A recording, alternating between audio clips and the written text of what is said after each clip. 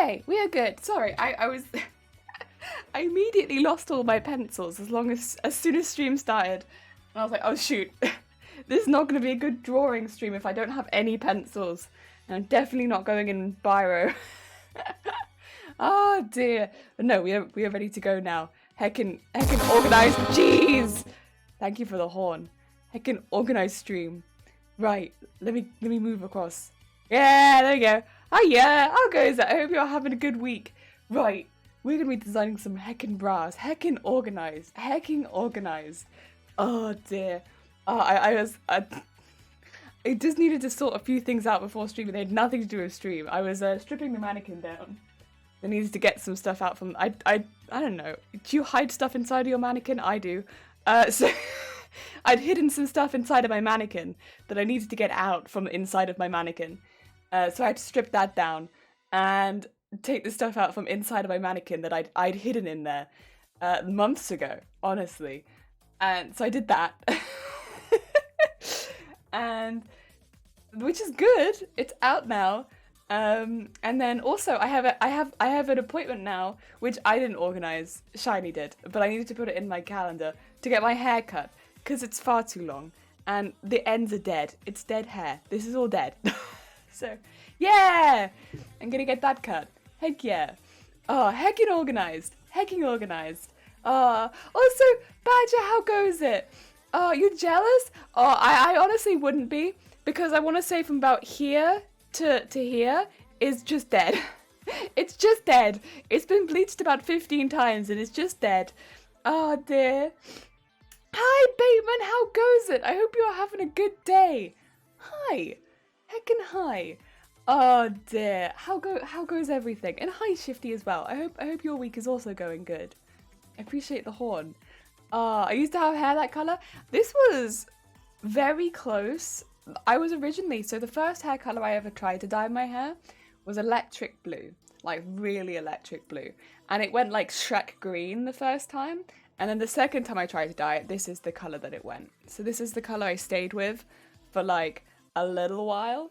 It was probably like a little brighter than this, like a little bit more vibrant than this. But this was probably the first colour I stuck with for a while.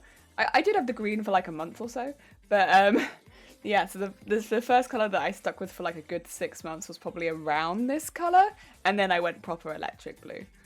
Ah, dear. Because the coconut oil on those ends, wrap them up. I have been, so I've tried coconut oil. I tried getting like a proper hair, mask as well, because the coconut oil was not doing as much as I wanted. And that didn't work either. I think it's just... I mean, bear in mind, this grew out from being shaved. So I've been bleaching this since it was shaved. So, my hair, the last time it was cut, it was shaved at sides at back. The only bit that had any length to it was the top of my head, and that was 1 inch long. So... the last time that it was cut, the longest piece of hair that I had was about that long. And then the back and sides were just shaved. They were shaved to a 0.5 or something. They were like shaved down.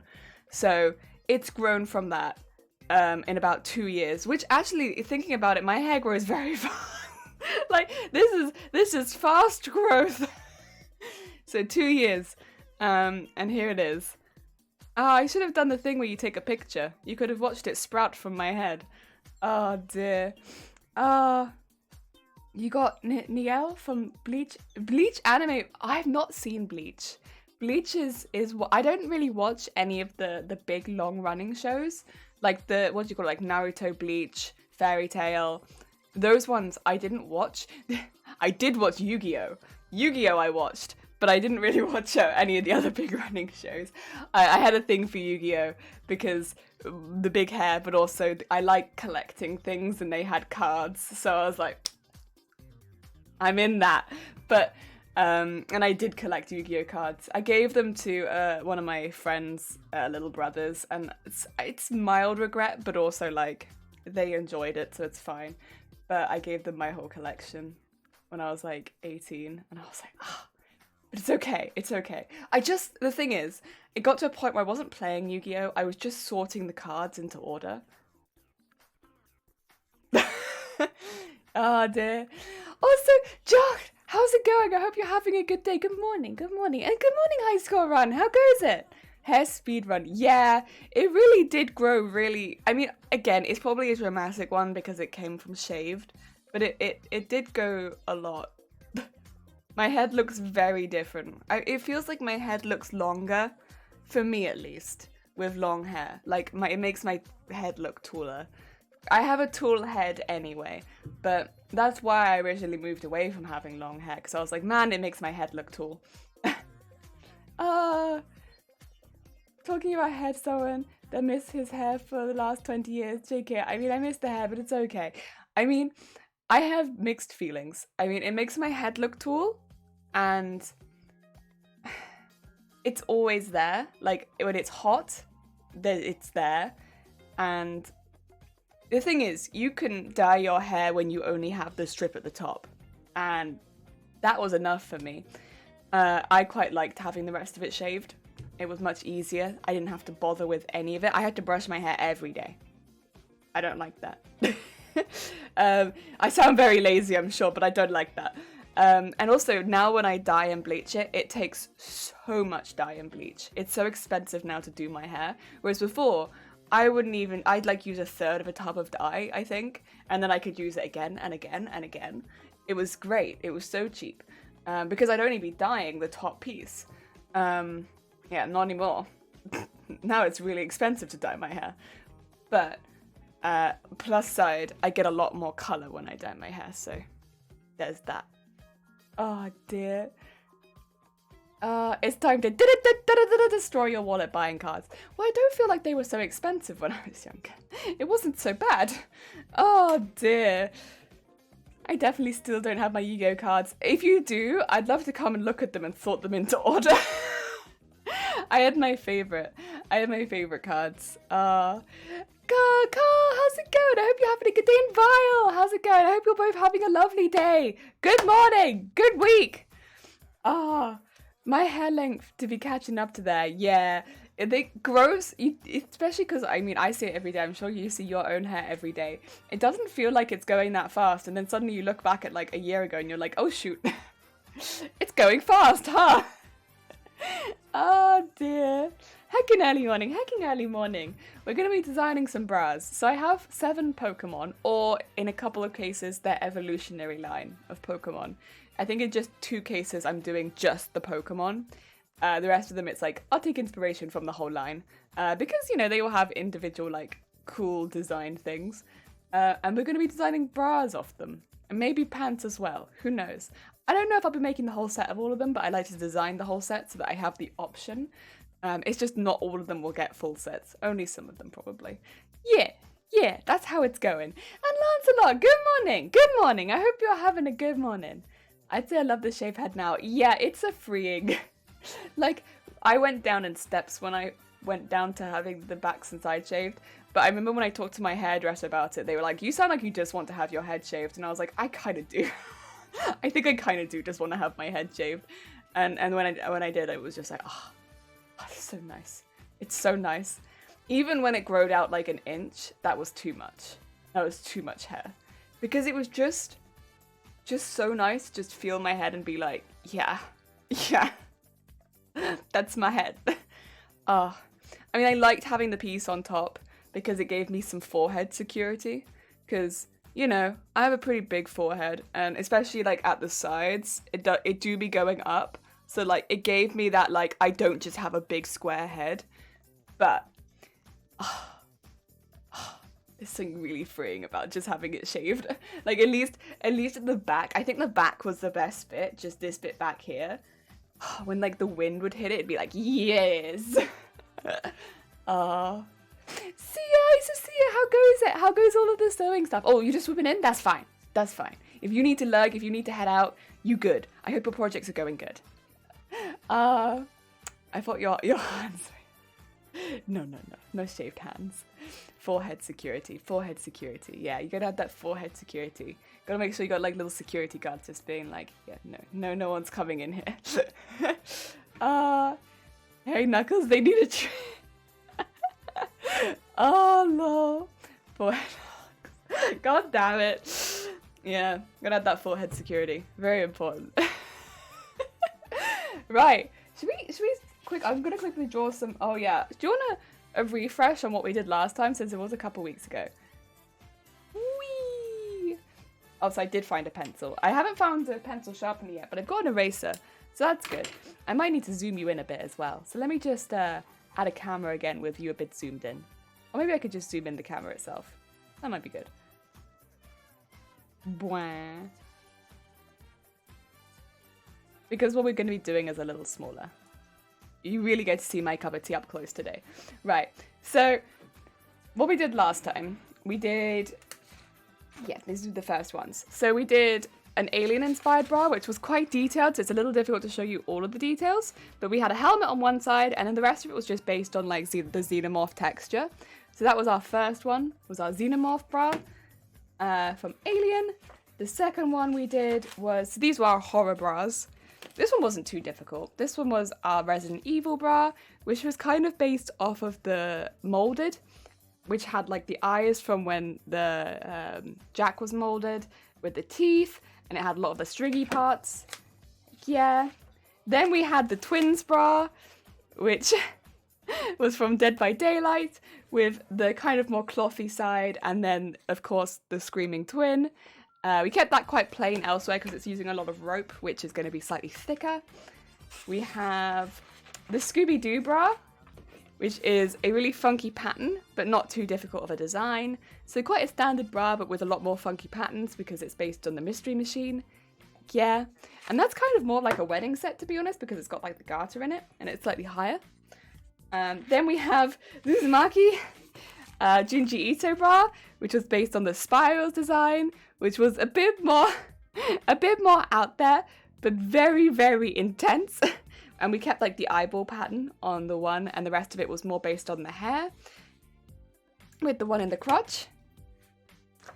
We have, oh yeah, we have the we have the Mononoke bra. So this one would make more sense if it was coloured in, which I will do at some point, but it's just going to be like a really highly decorated one based on the patterns in the anime Mononoke, with some of the like paper talismans, which you'd see in the anime coming off of the side instead of like tassels and lace, and keeping it really, really highly designed but quite covered, like a lot of the characters in that show. And then we had, oh, the It bra. Yeah, the It. So design on the clown from It. So this one was kind of more, I'd say a little bit more burlesque-y, again very high-waisted, but we also had the long line bra, we had the neck piece that went with it, and yeah, it's a lot of extra fabric on this one, so it's very, very covered, but it's got the colour scheme from It, it's got the extra pom-pom stuff like that, it's got the big neck piece, it's going to be a very covered set, but I think it should be pretty good. It's also got the plunge. A lot of them don't plunge as much. This one would. So yeah, it'd probably give you the most oomph. But I don't know that these are kind of more what would you call it? More art pieces. It's just the way that they're designed. Some of them are going to give you slightly different shapes. Yeah, very important. Very important. You got to have that forehead security. I remember when I shaved my head and it was the first time my wife saw you short hair, she was like, you have a nice shaved head. I think a lot of people do. I was nervous when I first went down because I was like, I had such a tall head, but I was so happy with it. Oh dear. Well, you can see your face a lot more when your head is shaved because your hair becomes less of an important focus of the face, so you take more time to look at your face. Oh dear. Things are going good, just having a morning cup of tea. Bras, I see. Quite a fancy Charizard on my bust. Oh, quite fancy Charizard. You might like the lineup. I'm gonna go through them all so you can see what we've got. Although I do have a few pictures from each because we'll be doing some of the lines. So it's not just going to be just one Pokemon that would be inspiring all of them. There might be a couple. But yeah. How's it going? More modding this weekend, perchance? Or I wouldn't be surprised if Vile was. Currently 3D scanning some right now. Oh, heck yeah. Junji Ito. Yeah, we got a Junji Ito. We went for Uzumaki because it had some very, what do you call it? People recognize that. Yeah.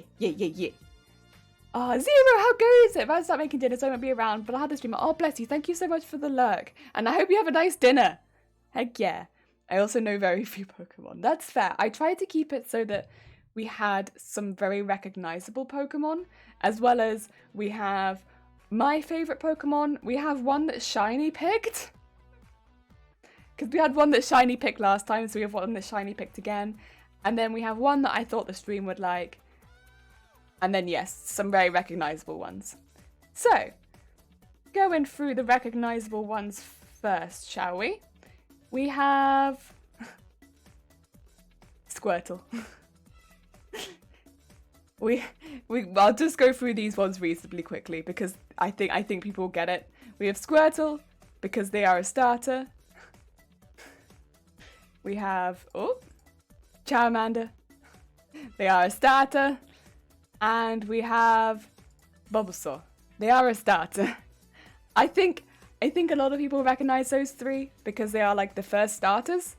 So I think they're pretty easy to recognize, but like as you saw before, we will take inspiration from the starter, like, because not so much honestly with Charmander, but with like Bulbasaur, for instance, you do get different designs throughout like the evolution. So we'll take inspiration from both. Yeah, from both. I think that is good. It gives us a bit more to work with as well. And then we have my favorite Pokemon, Bellsprout. But once again, we will take inspiration throughout the evolution because there is more designs that come from not just Bellsprout, but Bellsprout is my favorite. So, Bellsprout, favorite Pokemon. I love Bellsprout. Bellsprout's the best. Oh dear. And then I thought we should do Haunter. Yeah, because you know what? They appear on our stream a lot. They're literally the follow thing. So I figured we should do one of them bras. Because they're literally what happens when people follow. So we should do a Haunter bra. And then we have what I thought the stream might like. Because, you know, we did do a whole Garbodor dress. Oh, thank you for the horn. We did a whole Garbodor dress. So why not do a Trubbish bra? do a little Trubbish bra. Why not? We could do like a little Trubbish bra set. That'd be pretty cute. And then finally, Shiny's choice, which was very out there. Solaris. Or Solaris? Yeah. Solaris. Yeah. There it is. It's a cell. Cell bra. It's just gel. And that's the 7 Pokemon we'll be making into bras today. Heck yeah. Heck yeah. I feel like this is a test. Yes, I know Squirtle. Squirtle, Charmander, and Bulbasaur starters. Who would have guessed? Well, people that don't watch Pokemon, probably. I just joined. Lorena, how's it going? The ruffle collar is so cute. This is what we did last time we did bras. So this was our last one we did. This was the It one. Keeping it in theme with It. Because we did horror bras last time. Oh, Sequoia, how's it going? Welcome in. Hi. And Hilda, hi. Only what you doing? We are making bras themed on Pokemon this week. So eventually we will do this. Oh yeah, so for anyone who's not aware, in October, we're doing a very big charity event. We're going to be doing a big charity event where we raise as much money. Oh, Hilda, thank you for following. It's very kind of you. We're going to be doing a big charity event to raise as much money as possible for Against Breast Cancer, which is a charity that I work with outside of streaming, which is why I like them so much. They do a lot of the bra banks and bra collection around the UK, which is why I like them so much. There are, of course, other ones outside the UK. I'm actually working on collecting a list so that I can put that out when we do all of the charity work to be like, if you want to donate bras and you don't live in the UK, this is how you can do it. But in the UK, they kind of handle a lot of the bra collection because you can't really donate bras anywhere, and bras are quite expensive, and they work with it's a really good one. The way that they do it is really good because not only do they weigh the bras and put money from that weight towards breast cancer, so like helping support breast cancer as far as like finding a cure, they also send those bras, I think they send them to Africa, and they send them to small businesses who struggle to get parts for bras, and they recycle them into new bras. And basically, that's great because it gets them out of the ground where they just stay because bras don't really decompose. It means they get new life because bra parts are expensive, really expensive. So it's like a win-win-win. Like money towards breast cancer, like getting stuff out of the ground where it's just not decomposing, and also giving money to businesses who need the support. It's like literally win-win-win. It's such a good charity. And they're one that I've been working with for a long time because I'm also a bra fitter. And yeah, I love them. So I wanted to do a really long charity event for them. I mean, obviously, it's more to raise awareness than anything else because I talk to so many women who have had breast cancer. It's literally my job. I do predominantly specialist fits, which means women who have had some sort of surgery, and as well as a lot of people who have had enlargements or reductions. I'd say a good more than half, which I know sounds a lot, but more than half of the women that I speak to, it is because of some sort of cancer of the chest. So, which it can be different because it could be like a lumpectomy, or it could be, it's always breast cancer, but it could be lots of different things.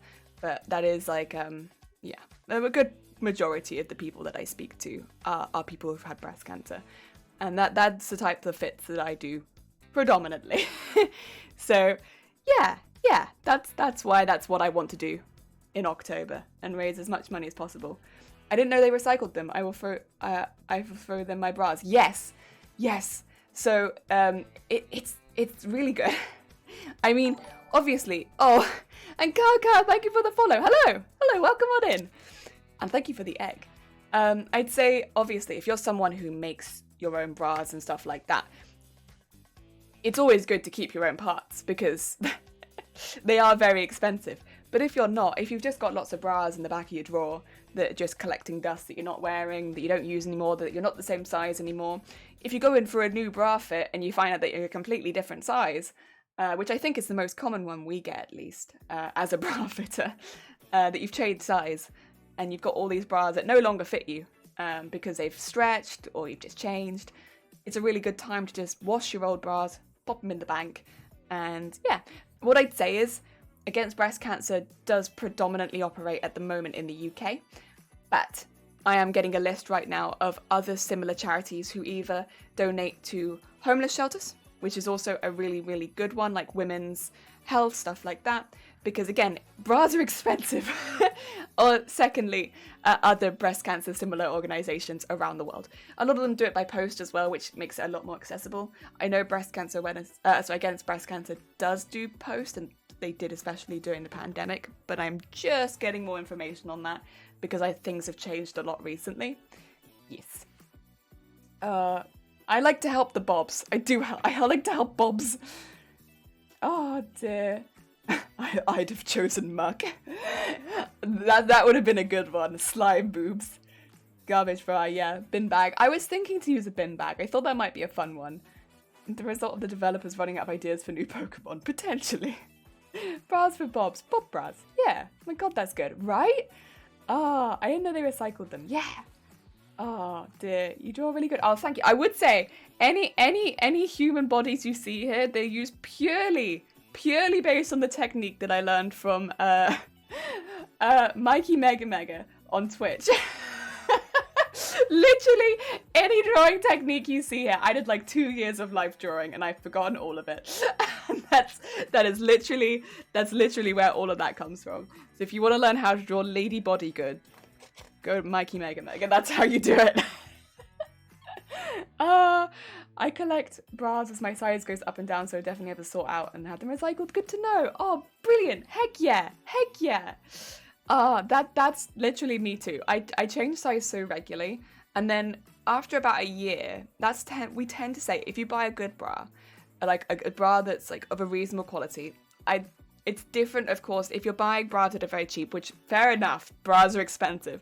But if you buy bras that are very cheap, they probably have a less long shelf life. But if you're buying of a reasonable quality bra, like of a branded bra, they normally live for about a year, and then the elasticity goes. So normally you'll find that that's when the band, even if you put it on the tightest, will start to go up your back. You won't be getting the same support from your bra. And it's not necessarily that the size is wrong. Oh, Smoky Horizons, thank you for the follow. It's very kind of you. Welcome on in. It's not necessarily that the size is wrong. It just could be that your bra has lost its elasticity and that you might just need the same bra size, but a new one. I mean, of course, if you have a fitter available to you, you could always get them to check it for you when you go into the store. But if you've been wearing your bra for a year and it doesn't feel comfortable anymore, it could just be the elasticity's gone and it's putting pressure at the wrong points of the bra. Because if it's putting pressure on the straps rather than the back, that's putting pressure on your shoulders and that's going to start to hurt your back. So yeah, just try the same size again. It could be that you've changed size, but it could also be the bra's just blah after a year of wearing it. Yeah, we get a lot of that. A lot of people who will up their size because their bra's uncomfortable after a year of wearing it. Because they're like, man, my back's hurting, so it must be too tight. Which makes sense, because that's what you would think. But it's actually just their bra's just, lost its use after a year of wearing it. Yeah. Oh dear. Of course, it's not the case for everyone. It's not a fix-all for everybody. But it is something that does happen quite a bit. And that causes people to up their size year after year after year. And that's when you hear the story of people coming in and being vastly on their size. And it's just because their bras hurt.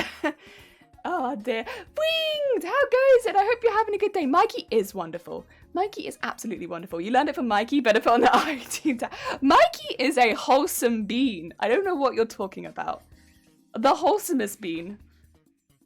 Oh, absolutely wholesome. I will hear nothing else. The wholesomest bean.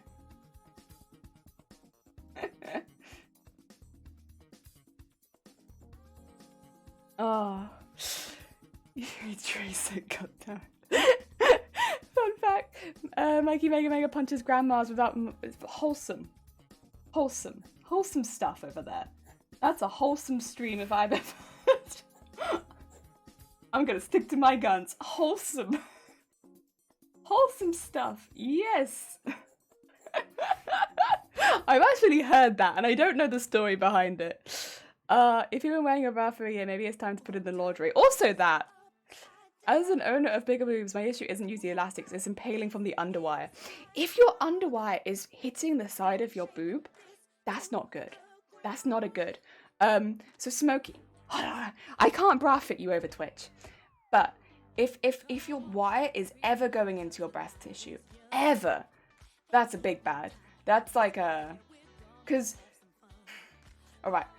So there is a problem in the UK at least in bra shops where you get to a certain size in cups and then they decide that, oh, you don't want underwire anymore. Whereas a lot of people do still want underwire. A lot of people still, because basically there's not actually any difference in support between an underwire and a non-underwire if you get the right size. But the shape is completely different. A non-wired bra will push your boobs together. It will just be like, which during the summer can create a lot of extra heat that you might not want. Whereas a wired can give you that separation, which can be much nicer during the summer. So but then past sizes, they don't do it. It's really important to get a cup size that's big enough so that it goes the whole way around your breast tissue. So that it doesn't actually poke into you. And it's yuck. But then if they don't make the right sizes with the right back size as well, because bear in mind it needs to be tight enough to pull that wire the whole way around your breast tissue and then nice and tight in the back so it holds it there. It's important to get the right size because if it's not the right size, it's not going to do the right stuff for you. And I of course cannot fit you over Twitch. I could just advise that if it's painful, it's wrong. Should never be painful. I hope you manage to get a bra that doesn't hurt. I guess that's the positive of non-wired, even if it's not quite the right size, which is why it's really good for like maternity fits and stuff like that when you're changing shape very rapidly. It's not going to hurt you. It's not going to put any extra pressure on you. It does give a very different shape. It's easier to replace that part of the bra when it goes. Not really. You'd have to replace quite a bit of the bra because it's the whole back of the bra is elasticated. So when that goes, you would have to replace the whole back and straps. It's quite a lot. And some bras have a front elasticated too. So depending on the bra, you'd have to replace so much. You might as well just get a new bra. Thank you for the leg, Bateman. It's you throw out and get a new bra. Yeah, it's difficult to replace it. You'd have to replace so much fabric. Yeah. It was a Deus Ex stream when Mikey did a mission where you sit down and talk to the main character's childhood nanny after a long discussion with her. He stood up, punched her, and ran up. He's a monster. Oh no. I read an article that says bras are bad for you. A lot of people have read an article that says bras are bad for you. I would agree that wearing a bra that doesn't fit correctly is going to be bad for you. Like, if you wear a bra that's pinching you all the day, that's like hurting you, it's gonna be bad for you as far as like, you know, it's gonna hurt. But wearing bras won't be bad for most people. It's not gonna, it won't give you a bad day. But wearing a bra that doesn't fit correctly is gonna be a bad day. It's gonna hurt, it's gonna pinch, it's gonna push into your breast tissue, it might ride too high here. If you're someone like me, I have a protruding rib cage. At this point, if I have a really high bridge, it hits my rib cage. No, ow, no. So it's really important to talk to your fitter. And I mean, I get fit too. I mean, I've been a fitter for years, and I get fit because it's like I can't check my bag. Like, what do you think I am? I'm not a contortionist. So yeah, it's really important to explain these things to your fitter. And I mean, sometimes they can see that, but also just to be like, hey, before I get in, I protrude here. I have a protruding ribcage. That's an issue that I have. So I'll need plunges, if that's okay. I'm not looking for extra cleavage. I just need something that plunges so it doesn't hit my ribcage, if that's okay. And then they can accommodate that. If you have something like that, just mention it. I mean, literally fitters spend all day helping people with their boobs. If you've got a problem like that, it's just like, all right, fine. I'll only get you that style of bra. You know? Oh dear. Was it Black Books or IT Cloud where they invent a special bra and then it goes dragging and they try to sell it, but it self-combusts and catches on fire? What did they invent? What kind of boob machine was that? What kind of boob machine catches on fire, huh? Oh no. Oh dear. IT Crowd, oh god. I read an article that burps are usually designed by men and therefore the patriarch control brains of women via their boobs and to keep them docile and controlled. Oh my god. I can tell you that in some ways I don't think they're always designed by men, because there are literally, I have a pen somewhere. I have so many. So because I worked with quite a few companies, I just get like merch, like little like those little things they give you. I have random things from different companies that I've talked to over the years. I think this one's Blue Bella. Yeah, Blue Bella is full women. All women. And I think their motto, yeah, the Blue Bella pen. I have a few pens. I think I have a Triumph one too. But I don't know so much about them. Blue Bella specifically though is completely woman run. And they focus on beautiful designs that will attract women, like that women can feel pretty in, but that work underneath clothing and always cover the nipple. That's their design motto. Beautiful, sexy lingerie that work underneath clothing and that always cover the nipple. There you go. That's a... So there are definitely, well, there might be some lingerie companies that are like that, and I do think there is a little bit of a stigma behind lingerie, that it is only worn to be sexy for other people. There are definitely lingerie companies that are trying to be like, actually, no. Do you fancy being sexy for you? Do you fancy just being sexy? Do you fancy just sexy? And there are some companies that are really trying to push that. Or just like, do you want to just look cool? Do you want to just look cool under your underwear? Do you want to look cool? Do you fancy cool patterns? Do you want to just look snazzy? And I like snazzy. Snazzy is good. Because, you know, there wasn't really much of a market for snazzy underwear. Like, where was the snazzy? Women's underwear went from neutrals to sexy. There was no snazzy. And now there is snazzy. We get snazzy now. So that's good. Vortex, how goes it? I hope you're having a good day. I remember Jen being the unfortunate one who discovered the catch on fire. Oh no. Jelly thought I was serious. I will always take everything you say 100% seriously. Nah, it's because, you know, it's kind of like there was a weird gap in the market for underwear that was just nice for a while, but it's been picked up recently. It's been picked up. I appreciate it. I appreciate the snazzy underwear. Well, you'd think, right, though. You'd think that had always existed. It didn't. There was a good period where snazzy underwear just didn't exist. I was very jealous, I'll tell you, of all the men's underwear. When men could get, like, cute, like, Marvel underwear and stuff like that. No. You went to the women's aisle and it was all, like, lace thongs. And I'm like, no, I want Marvel underwear. Stuff like that. Like, where was that? What if I just want to look snazzy, you know?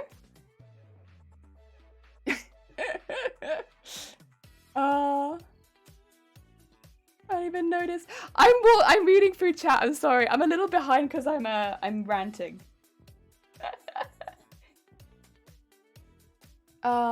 Did she? Yeah. Marvel, like with Spider-Man or Iron Man or like anything.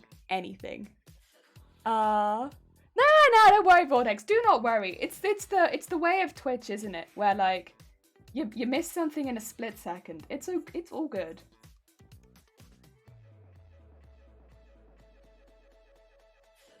What about DC underwear? I would be picky. I'd like want Batman, maybe? But I don't think I'd want too much else. You know? But yeah, there was like a bit of a gap there. Where it was like, you don't get it. You don't get that. You don't get that sweet, sweet DC underwear. I was very jealous. Oh dear.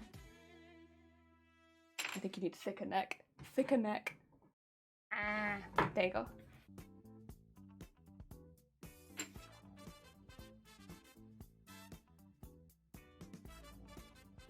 And just that there. And then get that there, get that there. And then that there. And body.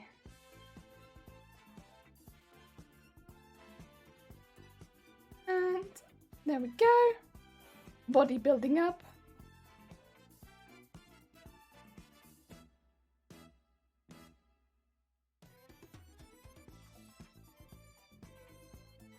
And there we go.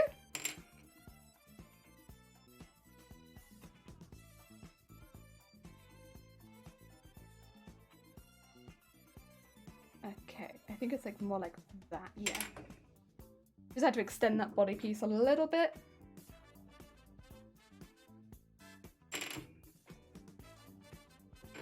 Thicken that up a bit.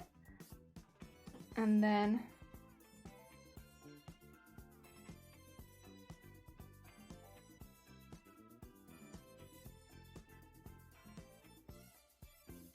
boop, boop.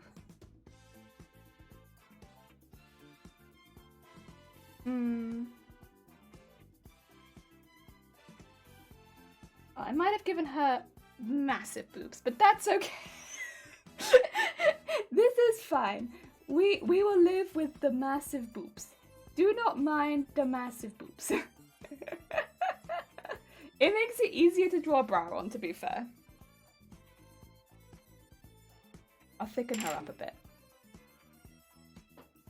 Do not mind her massive boobs. She fine. It just makes it easier to draw a bra on, you know?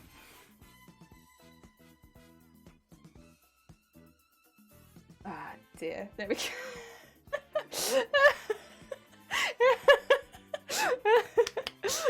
Big boob. Oh dear. Which Ninja Turtle is the most appropriate for— What? Wait, have I missed something? Oh, right, I see. Because of the pants.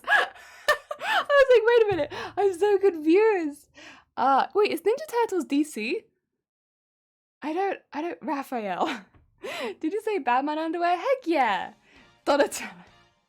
I want big green rainbows to cover my junk. I was thinking Donnie too. Also, Mac, how good is it? IFK, gotta make dinner. Have good dinner. I hope you get good snacks. Or good meal, I suppose, since it is a full meal. Okay, let me just bulk up arms a bit, because...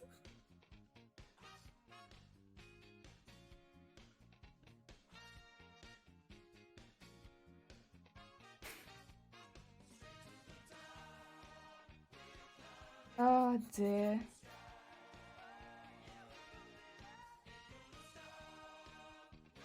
There we go. Okay, well, we have a model.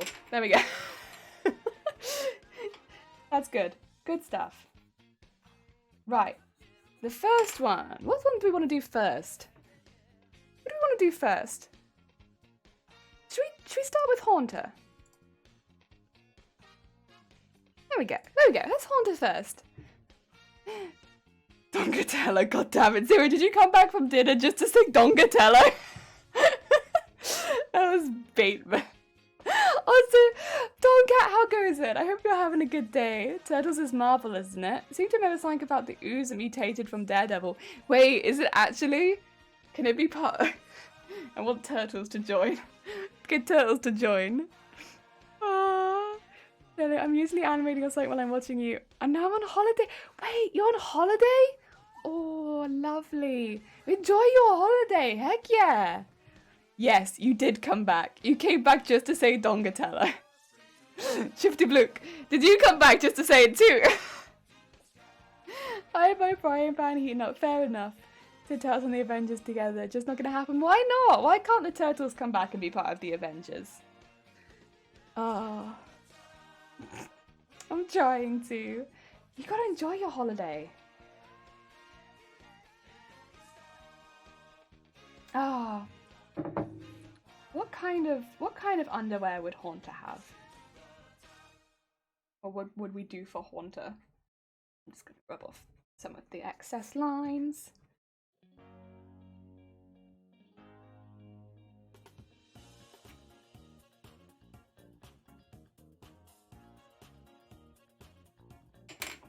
Go. There we go. See-through. I mean, I feel like you're probably not wrong. It probably would be see-through, right?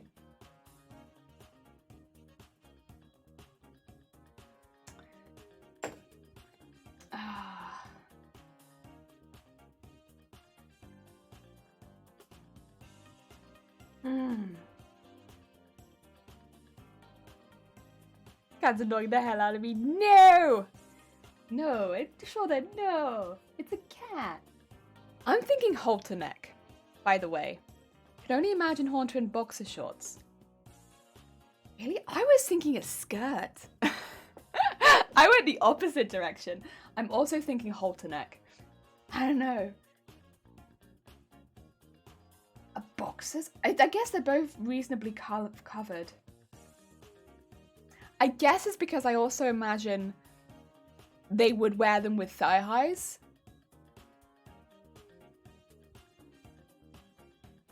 Spikes or ruffles. Yeah, it's got to have some sort of ruffles. Like, what if it was a mesh that looked like gas coming out?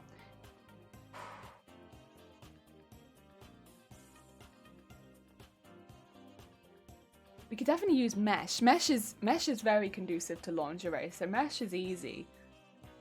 Because that's the other thing. Lingerie.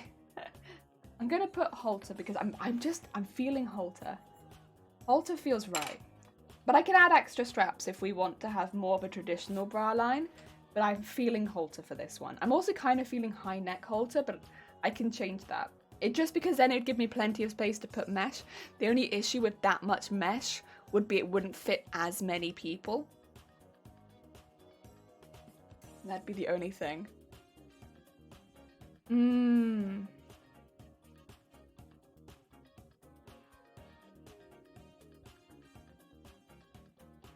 That would be a very unfortunate choice for underpants.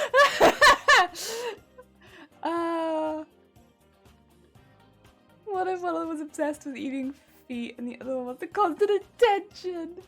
Oh, what if we could have a very high cup. So you can have cups that come up from like, if you just use like a mesh, cups that come up from like really close to the shoulder. But we could have some like straps that come over it, although does that make it look more like a bikini? Maybe. Because then we could have like a frill coming out underneath that looks more like the gas. I'm not sure. I probably do want to keep some solid body in there. Although we could have the solid body be red, kind of like the eyes. If you're gassy person, it might fit, so you do you. Oh, very joyous, unfortunately. You're very gassy, aren't you? I forget. I say I forget. I don't forget very quickly. Bikini, it is kind of bikini-esque. I might actually sketch that in. I think I might have it be more like a plunge though. I don't know, something about Haunter makes me think plunge. It needs to come down a bit lower. I think I might have red be the colour of the cup. Like the part that covers underneath, because, I don't know, just the red eyes I think would be really cool. But then we could still have that like mesh underneath as well, which would be kind of like you said, like the gas. Then I could have that little part that fits in between. Very much plunging. It's a small bra.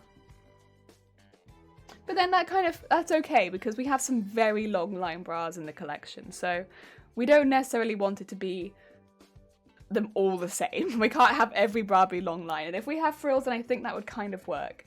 Oh dear. Cat Real, how's it going? Wait, it's Cat! Hi, how's it going? I hope it... Sorry, I've been mispronouncing your name consistently. Cat, how goes it? I hope it goes well. Oh my god, Via, look at all that gas! We're designing some bras at the moment. Do you also make clothing? First time viewer? Yeah, so we're normally cosplayers. So I make costumes. We're going to do some embroidery later as well for a costume. But we're doing some very long form cosplays at the moment. They're taking a lot longer. But generally, I'm cosplayer. I like to make cosplays. But that's why we're keeping the bras quite costume-esque, if that makes sense. Because that's my area of expertise. I don't really make like day-to-day clothing. I more make costumes. So it's more my stuff. I should do some shout-outs. Please nobody look too heavily at my keyboard because my keyboard's a little bit TOS, but I need it out so that I can type. But nobody look at it. Also, thank you for the hydrate. Right as I get my keyboard out.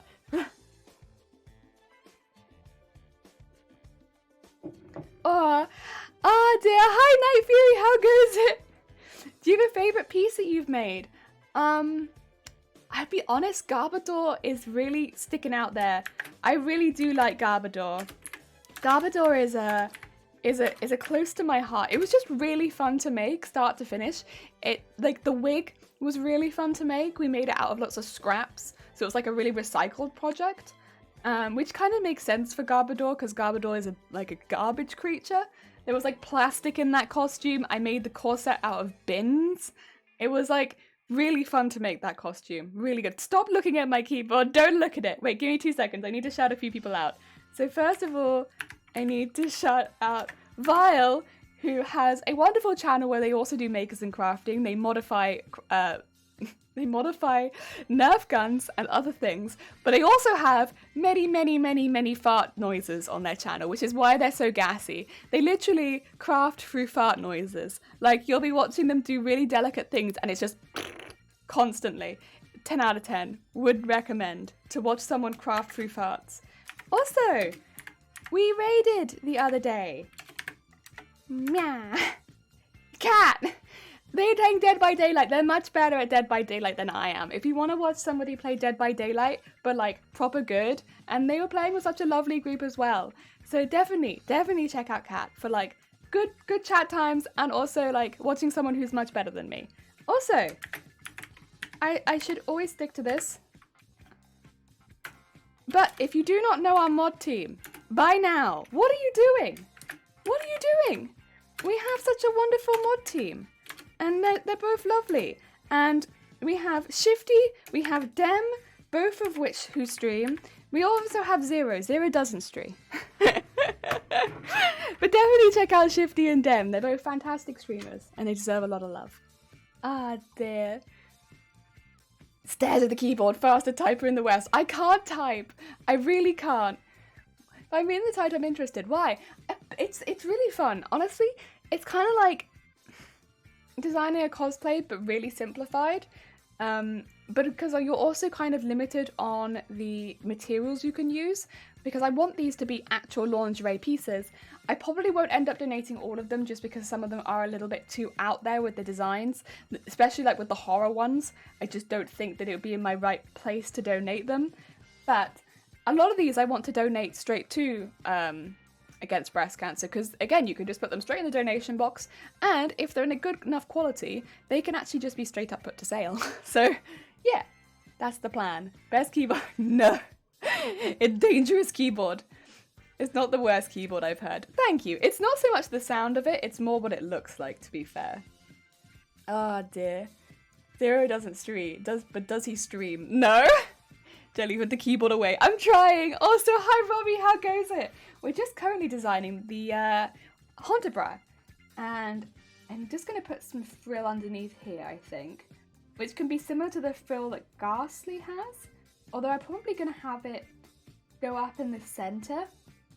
And I'll also have it go up at the back.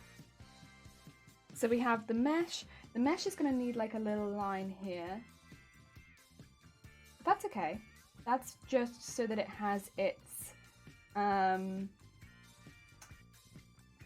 do you call it, like hem, so that it doesn't fray over time, because it's just mesh. I don't mind so much with that piece, because I can burn that. And then it's just what kind of short we want to do. I'm going to pen this in now so you can see it a little clearer. It's quite a sleek design, actually. I quite like it. But then again, I think that kind of fits this Pokemon. This Pokemon doesn't have a lot of extra details on it, so I don't mind the sleeker design, because some of ours are so overly detailed that it's like, oof! Whereas this one, it's quite sleek. Although the back I'll probably keep purple, I do want this cup to be red, I do think. A nice red cup. It might end up looking more like a Gengar bra, but that's okay. Get that mesh in there.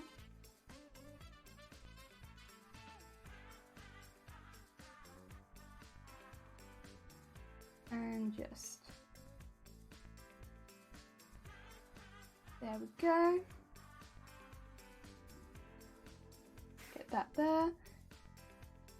And just draw in some of the wee lines. And then grab the other side. Draw some more. There we go. Very nice. Okay, now you can see a little better. Oh dear. Why the keyboard? But I'm interested about the designs. Oh, I see. Why the keyboard? You know, we had a very kind donation at one point, and I was like, well, you know what? I'll pop that towards keyboard caps. And there they are. Before I designed weapons, I drew wedding dresses. Oh, heck yeah! That's really lovely. Might as well send it with the keyboard, have each key made as a different sound when you press it. Press on that. No, that's too dangerous. That's too dangerous. Ghastly Bobs would be a great design. Heck yeah, Ghastly Bobs. Oh, you meant like the whole face of Ghastly, was it? Ah, dear. We still need the pants, if we make the pants. Some of them we will, some of them we won't. But what would we do for the pants? I mean, we could almost do like the Haunter Claw if we wanted.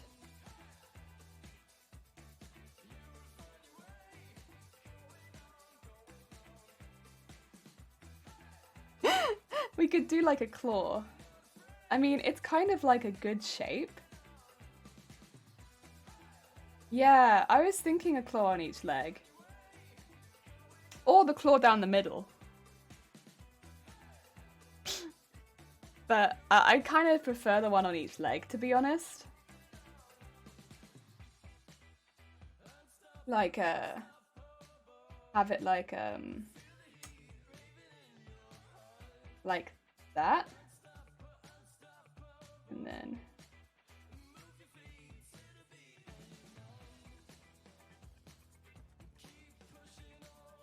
like that. And then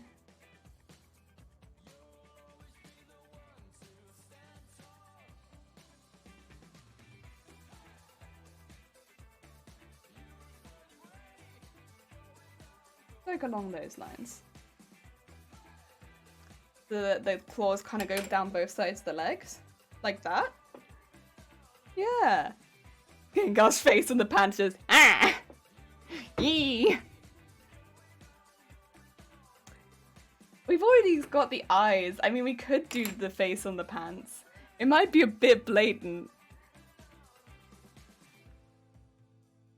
But that gives it some nice little cutaways, which would be cute. They're not cutaways in places that would be too difficult either. And we could have... I'd go for plain purple at the front, but I think I'd do a mesh at the back.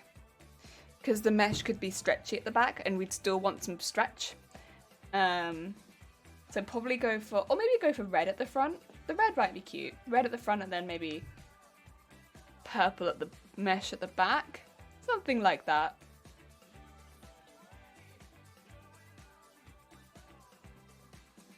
Because if each claw was like... They're going to be slightly weird shapes, but bear with me. It's just because they kind of need to be a little conducive. But they'd be more like, I guess, this.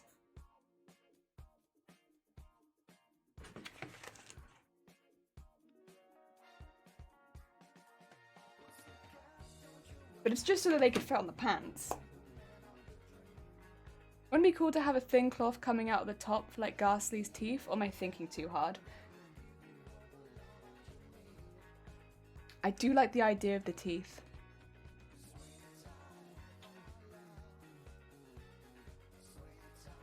The difficulty is going to be keeping them up. So we're using only lingerie fabric because it's potential donatable. And I think they'd have to be designed straight into the rest of it. Such a small thing would have to be part of the pattern, which we could have. We could definitely have it as part of the back pattern, no, because it's mesh and that's too thin. The front pattern, I could have it like here. If that makes sense, so I could have like two teeth probably here, because it's a... The front fabric would be slightly thicker because it would be stiff, it's not stretchy. So I could have two teeth at the front, but I wouldn't be able to have any at the back. And I wouldn't recommend having them go onto the legs. At least not on the inside here, because they would never... How to put it? They'd never lie properly because of the way that thighs go. It'll only ever lie a little bit on the outside of the thighs. Or anything on the inside of the thighs is like... It's just gonna... Oh dear. Also, Foxy! How goes it? And hi, Jason. How's it going? I hope you're having a good day. I think I'm quite happy with the claws, to be honest. It's quite a subtle design. I don't think I want to put the gas on the lower half for reasons discussed earlier, in that as much as Vile might like the idea of the gas on the bottom, I think the majority of the general public might be like, why are my shorts so gassy? You know. Sorry, Vile. Oh dear. I'm always worried about the bits that point to the admitimum. Do not worry, they would. I think I'm going to remove them because I don't think they'd lie flat for very much of it. That's the issue with the pants. The pants, you have to be so careful with the design parts of it.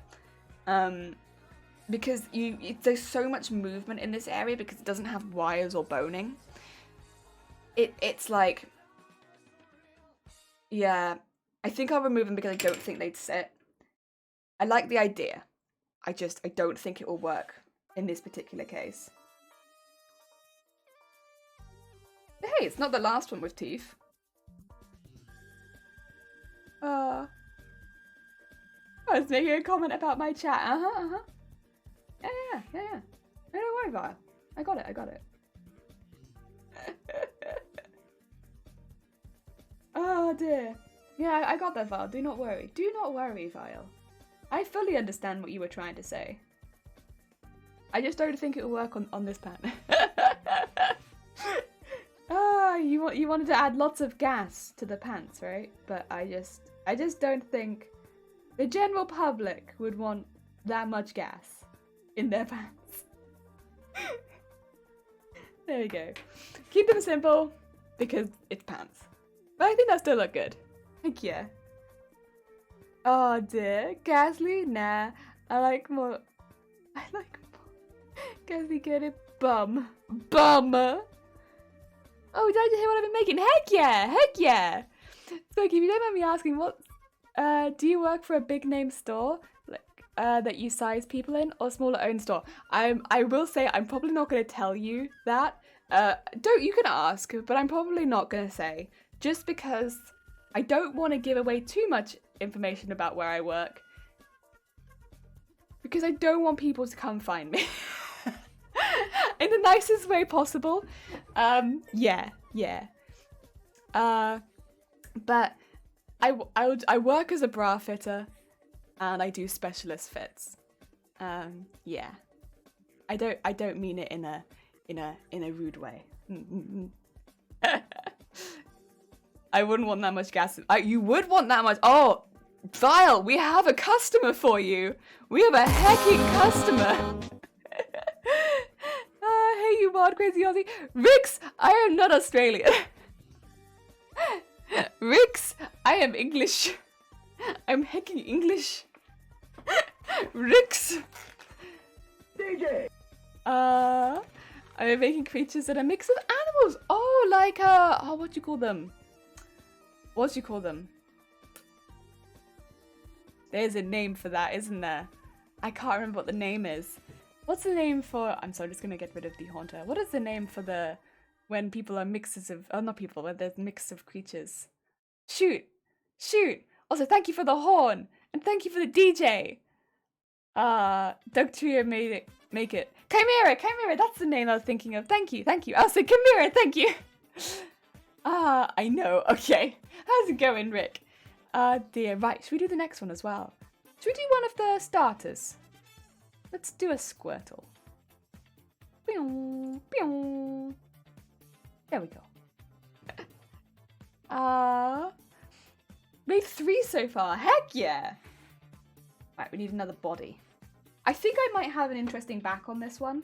So let's do 2. I don't like drawing people from behind very much. I'm not very good at that. That's like I need to improve on. I need to improve on drawing people from behind.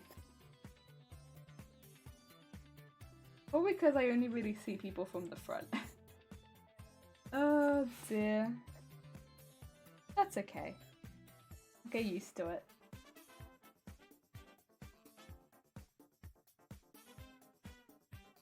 And then do a rib cage. And then draw some pen line. And then big old shoulders.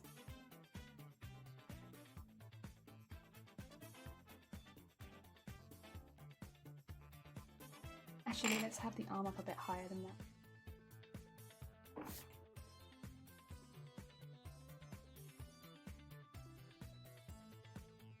Here we go. And then, yeah. Big old shoulder.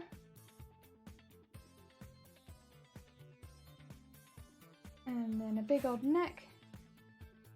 Get the neck built up and then build that up. Yep. And then, boop.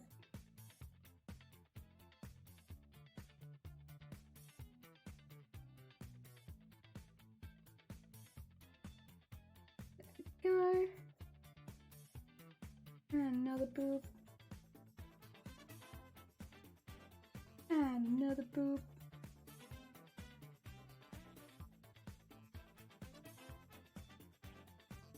Good.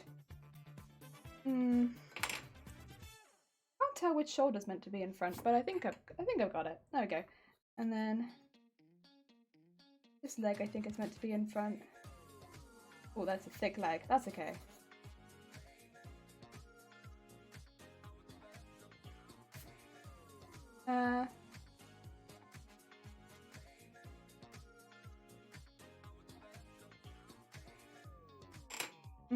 Okay.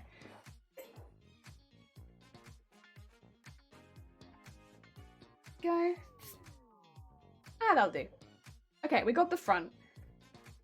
What can I do with the other side? Do Fugi now. I've already got all of the Pokemon set out, I'm afraid. Good, just relaxing. Heck yeah, she's Australian, obviously. Obviously. Could you not tell from my clear Australian accent? I'm sure all the Australians in the chat can be like, yes, definitely Australian. Dear. Nah, not Australian, I'm afraid. I'm British. I'm a very British person. Not Australian at all. Sorry. Sorry to disappoint. Get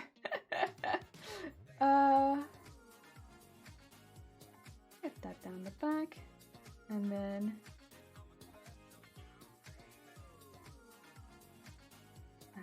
gotta build that up.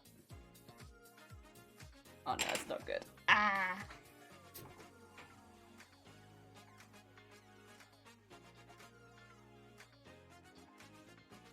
And this way.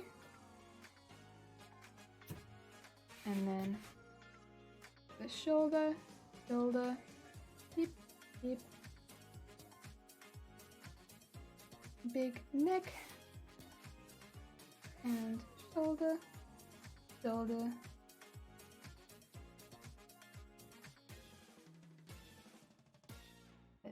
There's butt. Okay, we kind of have a butt here. Butt goes this way, I think. Oh, maybe it goes that way. I don't know.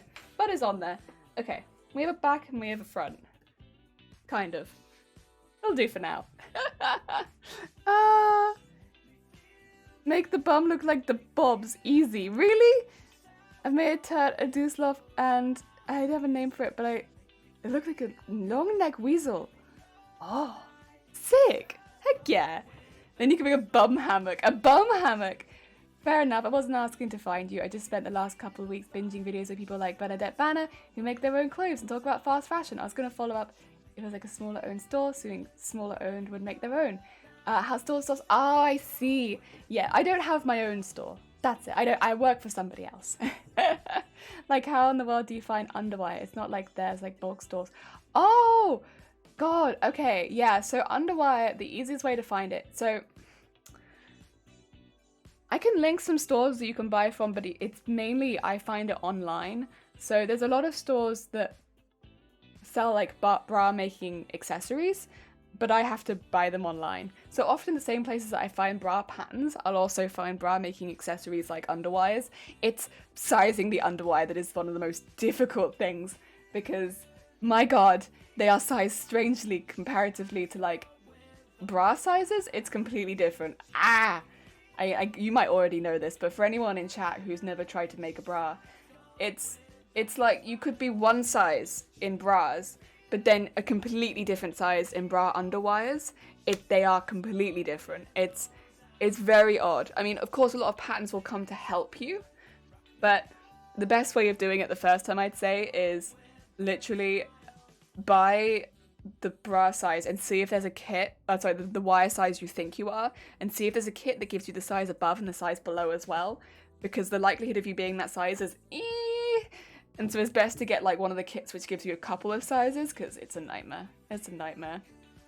Fast fashion, the kind of places that quickly make fashion items of low quality. Buy sweatshops, think wish stores. Yeah, it's like basically that. It's often places that don't pay much, very much at all, to the people that make the items, and it's to satisfy the needs of the fashion industry, where the fashion industry, what is in fashion changes very quickly, so you need to quickly pump out what's in style. And when you see items that a t-shirt costs so much, well, it might have cost a certain amount of hours to make that t-shirt, with the price of the material being so much as well. How did that t-shirt cost you £4, right? When it took somebody, because it's not a machine making that t-shirt for you, it is a person. When you think it took somebody a certain amount of time to sew that t-shirt for you, and the material to make it, it shouldn't really cost that little for you to purchase that t-shirt. And then it only cost that little because the person who made the fabric and the person who sewed the fabric were underpaid. And that's fast fashion. Yeah, it's not a nice topic, but that's kind of what it is. Yeah. It's a trail of underpayment and overworking. Yeah. Oh look, best Gen 1 starter. I like Bulbasaur. Bulbasaur was my favourite. Bulbasaur was my favourite, but all of them were good. Did someone say Australian? Wait, did someone accuse Jelly of being Australian? Who said, I'm gonna cut their toenails too short? Oh, how could you? I can... Sorry! I can 100% confirm Jelly is true blue Aussie. Yeah, that got me. Hell saw Jelly down at the servo. Or was it a Macca's in the car in front of me going for a Macca's run? Did I do it? I like Jelly too much associated with the Scotty from marketing. My favourite is the Turt. He's a turtle and a whale, and he's just so chill. Aww. Never tried to make a bra before. Oh. Allow. Sorry. Automod's been on a roll recently. Ignore it. Never tried to make a bra before. Have you not? Neither you, Jason. Oh my god. You should give it a go. It's fun. Always making hand. Heck yeah, Rick. Heck yeah. Just air fried 421 pies, and it's the best 421 pies I've ever had. I don't know what a 421 pie is, but it sounds good. It sounds like a pie. The t-shirt I'm wearing is 15 years old, and it's the oldest one I had. This one's quite an old one. It's like my interview top. It's the one I wear to all of my interviews. Bulbasaur best Gen 1. I have just permitted the term wife crazy. Good stuff. Good permitted term. I still wear cutoffs from high school. Drives me crazy. Classic Automod. I love permitting these terms, like wife crazy. I've been here too many times to actually mistake Jelly for an Aussie. I'm very British. I fit into all of the good stereotypes. And all the honestly bad ones too. I'm bad. I drink tea like it's water. I fumble my words like I don't know how to speak the only language that I know how to speak. I have a great warble to my voice.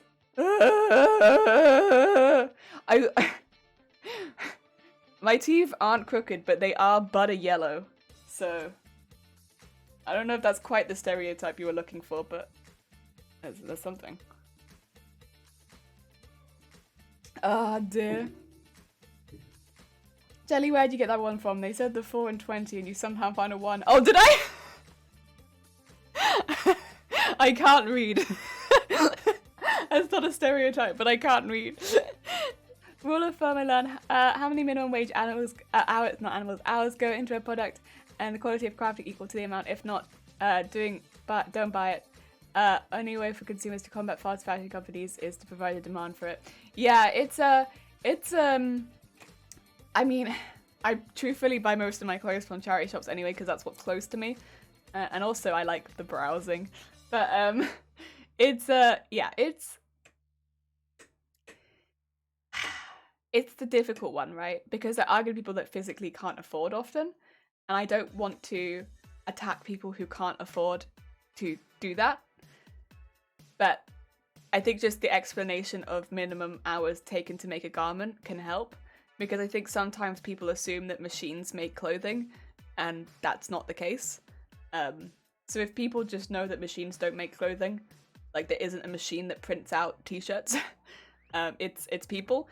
And I would say, like, it does take a time to, like, even on a t-shirt like this, which is relatively simple, stretch fabric, like, every single one of these is overlocked and hemmed. Like, all these pieces have to be cut. And then, like, each one of these seams is done. And all of these are rolled, done, cut on the edge. Like, they're all done like that. That takes a while. That does take a while. And yeah.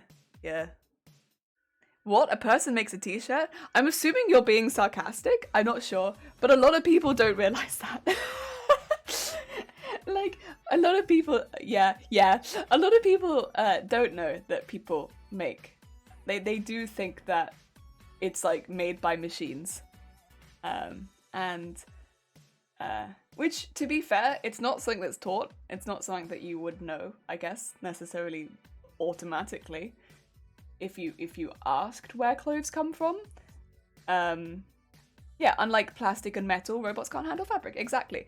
But that's the thing, robots do handle other materials. So there could be some, like, well, maybe robots also handle my fabric, but they don't. They don't. Yeah. So that's I think sometimes where the confusion comes in. But then when you see a t-shirt for £1.50, like a camisole top or something for £1.50, even if it only took 15 minutes or half an hour to make, that's still not the minimum wage. That's still not. So, yeah, that's ooh. And that doesn't even include the price of the fabric. Ooh.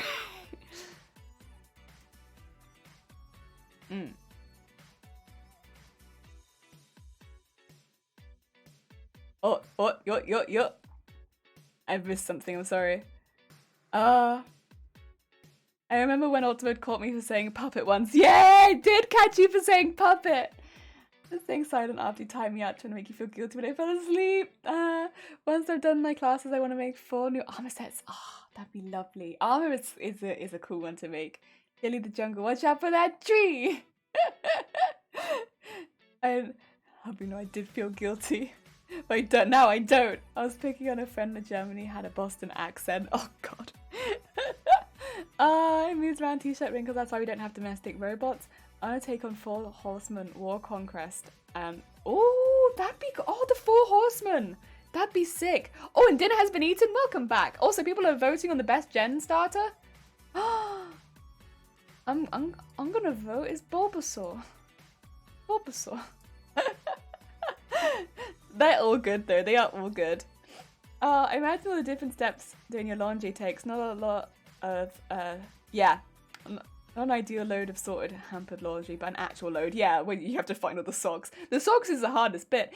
Actually, my washing machine ate a sock the other day, and I guarantee it ate the sock because I only put in like 5 things into the laundry because it was like the work wash, which we have to do after work.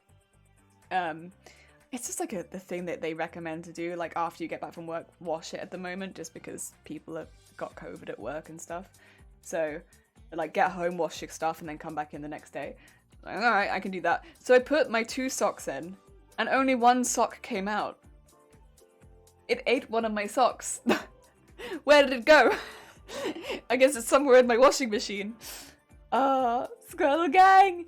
I worked in shipping, so people make the clothes, pants, t-shirts. Yeah. People be making those. People be making them. I made another burger because I had leftover. Oh, good stuff. Good stuff. It is skilled labor. It is. But it's not paid like it's skilled labor. I think that's why when people were like, originally, a long time ago, suggesting that I go into sewing, I was like, nah. Because even over here, if I tried to charge people like how much it would cost, even if I was doing minimum wage for a lot of the stuff that I was doing, it takes hours and hours and hours to make these costumes, and I'm not looking to, you know, putting stuff that I make up for hundreds of pounds, no one's gonna buy it. Like, no. But that's how much it would cost, because of the hundreds of hours that I put into it, as well as the material costs. And like, you're technically meant to double something along those lines. Like, even if I didn't do that, and I just paid for the hours of work that I put in, no. It's not at minimum wage, no one's gonna buy it. And because people don't value that work that much, because you can go into Primark, or something like that, and buy like a t-shirt for £2. And they're like, yeah, that's normal. But it shouldn't really be normal. I tie the entire fleet at once and then buy like 3 packs of the same types of socks. Oh, I have been thinking I should buy some new socks at some point because they keep disappearing somewhere. I'm well into adulthood and I only recently learned all about day fashion industry. It makes me horrified. All the literal collection of graphic tees. I can only feel a little bit better. I didn't buy them often and fix them often as I can. When unfixable, save it for a graphic tee quilt. Oh, that'd be lovely. Yeah, it's an industry. But there are shops that do better than others, and you can kind of they normally, how to put it? Normally shops will declare if they're doing better than others because it's like, look, I do the minimum. I pay stuff. And so they'll declare it. Shops that don't do that, or you can just look at the price of the stuff, but like shops that don't do that, those are the ones that are probably profiting off it. Yeah. I get my socks made to measure individually for each leg. Heck yeah, made to measure socks, fantastic. What they do in the dryer, and no one will say I'm gonna make a break for it and jump into the back of the shirt. But no, well, they were just in the washer. I don't know where they went. I'm happy I got a new roll of 3D printer filament today, and I just got to figure out what to print. Heck yeah, Jason! Oh, I hope you get something cool to print. Also, hi Nate, how goes it? Australians have a higher capita meat pie consumption in the world. Wow. Wikipedia be teaching you the interesting stuff. Also, thank you for the hydrate.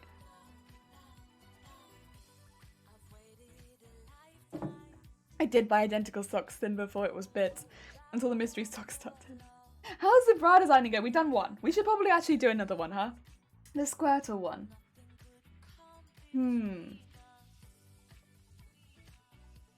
The Squirtle one. I keep rejecting it as an Olympic sport. Pie consumption is very important. For £10 for a shirt, chances are they're exploiting international labour laws to make the t-shirt. Yeah. Skechers are cheap Aldi knockoff Crocs. The socks come from the NHS I wear. Oh, you have to wear compression. Oh, okay. You could 3D print a Nerf blaster. I know someone who could show you how to do that. That doesn't necessarily mean it wasn't, but it was likely a fancier brand on it. It's difficult. Again, like I would suggest looking at the brands you're buying from as well, because a lot of the time they will announce if they're doing the good stuff or the decent stuff. Brands. But if they don't announce that they're doing the decent stuff, they're probably not. Relost socks. I saw a video once. If someone took apart their hour, there were tons of socks. I'm gonna have to take apart my washing machine. It's eating them.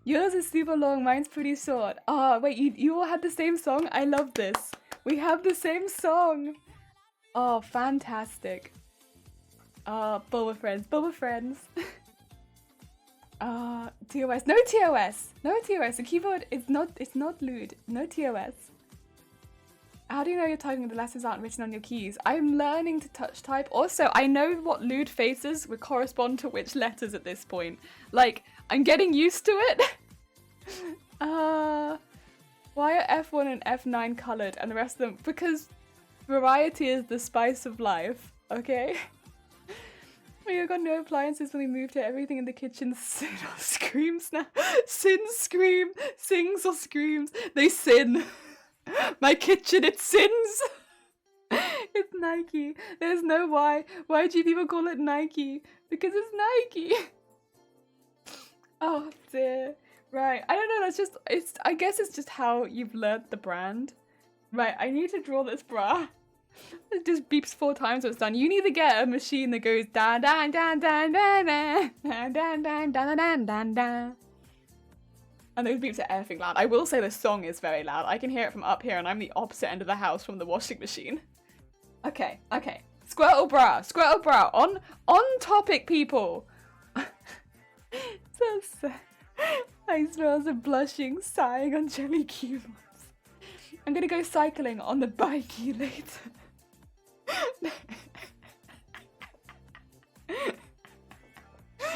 Oh. Squirtle bra. What do we want? Do we want shell? Do we want them to look like shell? What do we want? What kind of bra are we going for with this? Do you say Nike like Nike? Yeah. I go for a hikey.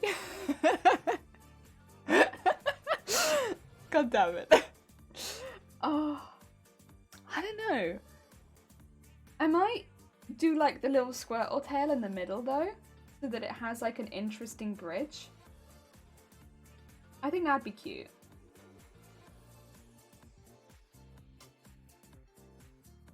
Squirrel's got like a really cute little swirly tail, so like why not have it in the middle underneath the boobas? They're quite big boobas though, so we just...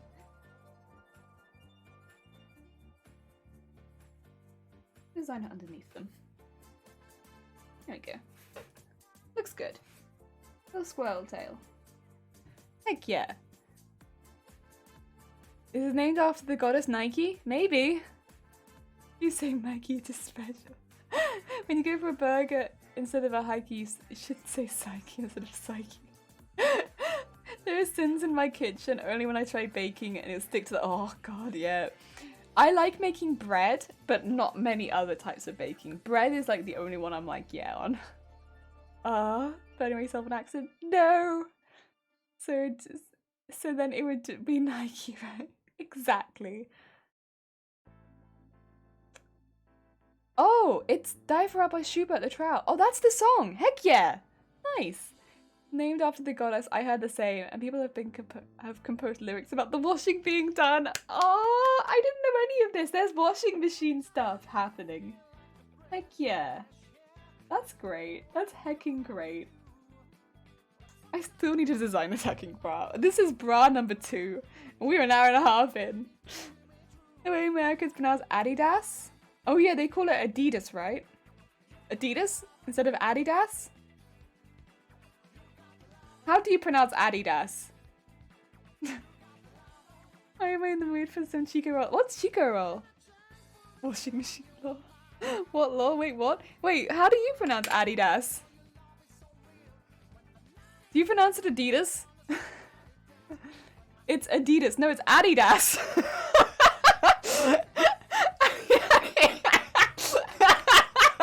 It's Adidas. Oh dear. Wait, no, Adidas. It's right there. It's Adidas. Primark, Adidas, Nike. Adidas. Not Adidas. Adidas. It's Adidas, yeah. How do you pronounce Regan? Regan. There's one thing you say correctly, is Adidas. Yeah, Adidas. Whoa, mind blown. Aluminium? Or is it aluminum, right? No, it's aluminium.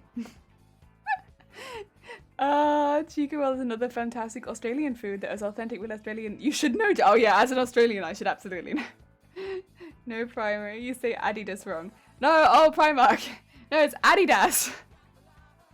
Damn it. Aluminium. Yeah, aluminium. Aluminium. Oh, we're just gonna fight over pronunciations. I still need to design these boobs. Primark. Yeah, Primark. Aluminium is correct. Just because Americans butchered the English language doesn't mean the rest of the world has. Root word alum? I mean, maybe. Aluminium.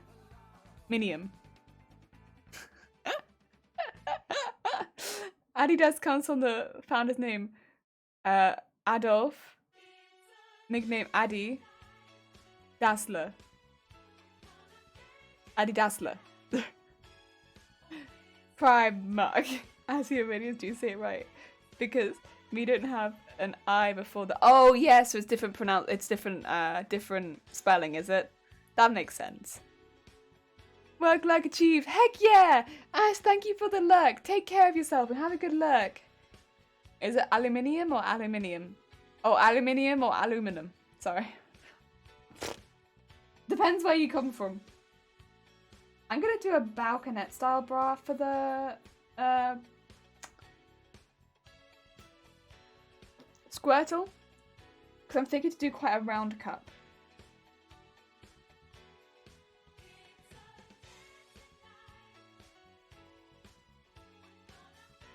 Yeah.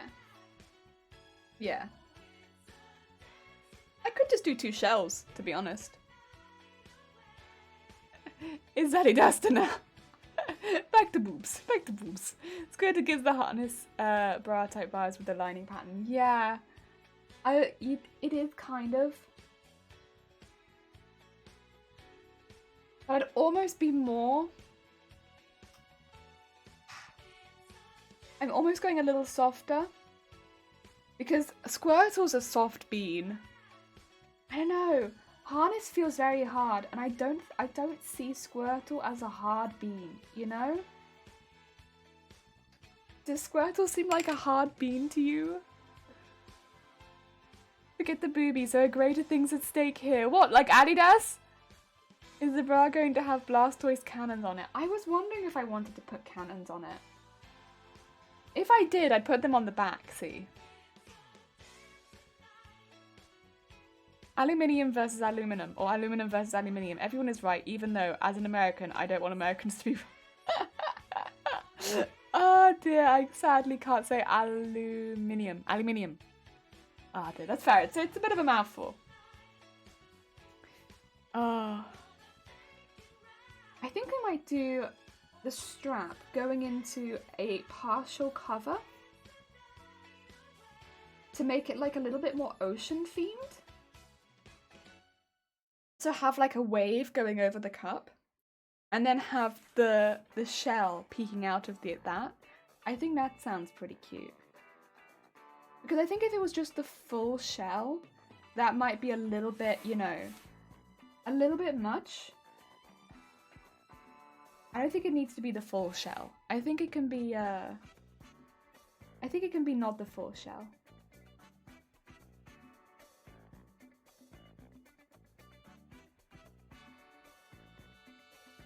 There we go. Having like a little wave over the side of it, I think would be cute. Just to like... Yeah. Yes, give it cannons. I'm thinking on the back that'd be cute. Where the strap comes into the bra, that's where I could probably pop like a little cannon. It is not soft. Maybe a turtle shell pattern back piece. On the back... So the back needs to stay stretchy. So with the back detail is always a little difficult. So the front is where we can go quite mad with detail, because the front is, you can have stiff fabric all over. You can have like elements of stretch, but you can keep it all stiff if you really want to, because that's where a lot of the support is like pretty stiff on a lot of cups, but the back has to remain stretchy. So you have to have full stretch on the back. So you're a little bit more limited in design just because you have to keep it stretchy. But things I can do are like strap covers. So like I can put like a little strap cover on the back, so I could have like a little turret there so that it can like go over the back of the strap. Stuff like that. I have to be a little careful though, just because things like that would go on the back panel would have to remain stretchy. Otherwise, it would compromise the bra. Yeah. Oh dear. Just a little bit of bra technical stuff. Front can be as stiff as you want, but back has to remain stretchy. Front can also be stretchy, but back has to be stretchy. Give it cannons, but not like Katy Perry. No, not like the Katy Perry boob cannons. Booby cannons like someone's always wanted but never has the guts to admit. Boob cannons that recoil on the sternum liable to cause arrhythmia. But boob cannons, Vortex, you could probably design boob cannons. I don't think I'm going to put them on Squirtle. See, I've never had anything other than normal bras in my... Yeah. But what I'd say is, if you looked at a normal bra, like any bra that you buy in the store, the likelihood is the back is stretchy. So the mesh at the back will be stretchy and there'll be elastic at the back. It'll have elastic that runs around the front, but the front will likely have more stiffness to it, whether it's lace, whether it's cupped. The front will be stiffer. The back is where that stretch is. You got that stretch at the back, not at the front.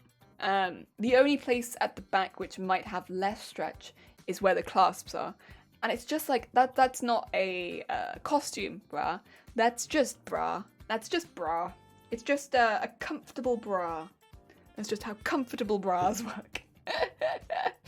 They need to be stiff where the wires are and not stiff at the back.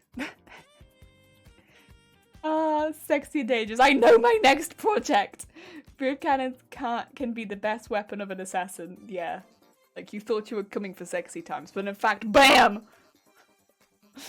Not to mention the jiggling might make it aim less accurate. Jiggling? Either works.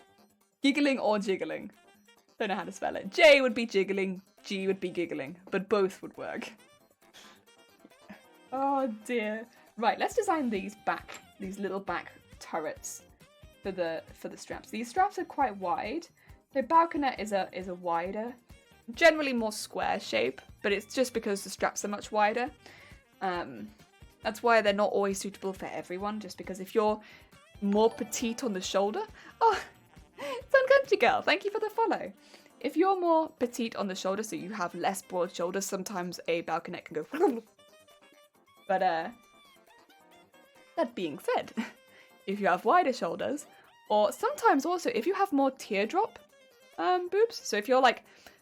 If you don't have fullness up here, nah, if you're like a little bit more teardrop shape, they can be really good for you. But yeah, again, you want to make sure that you've got that up here, because they do come a little wider, just a little bit wider, not a lot, just a little bit. Oh dear.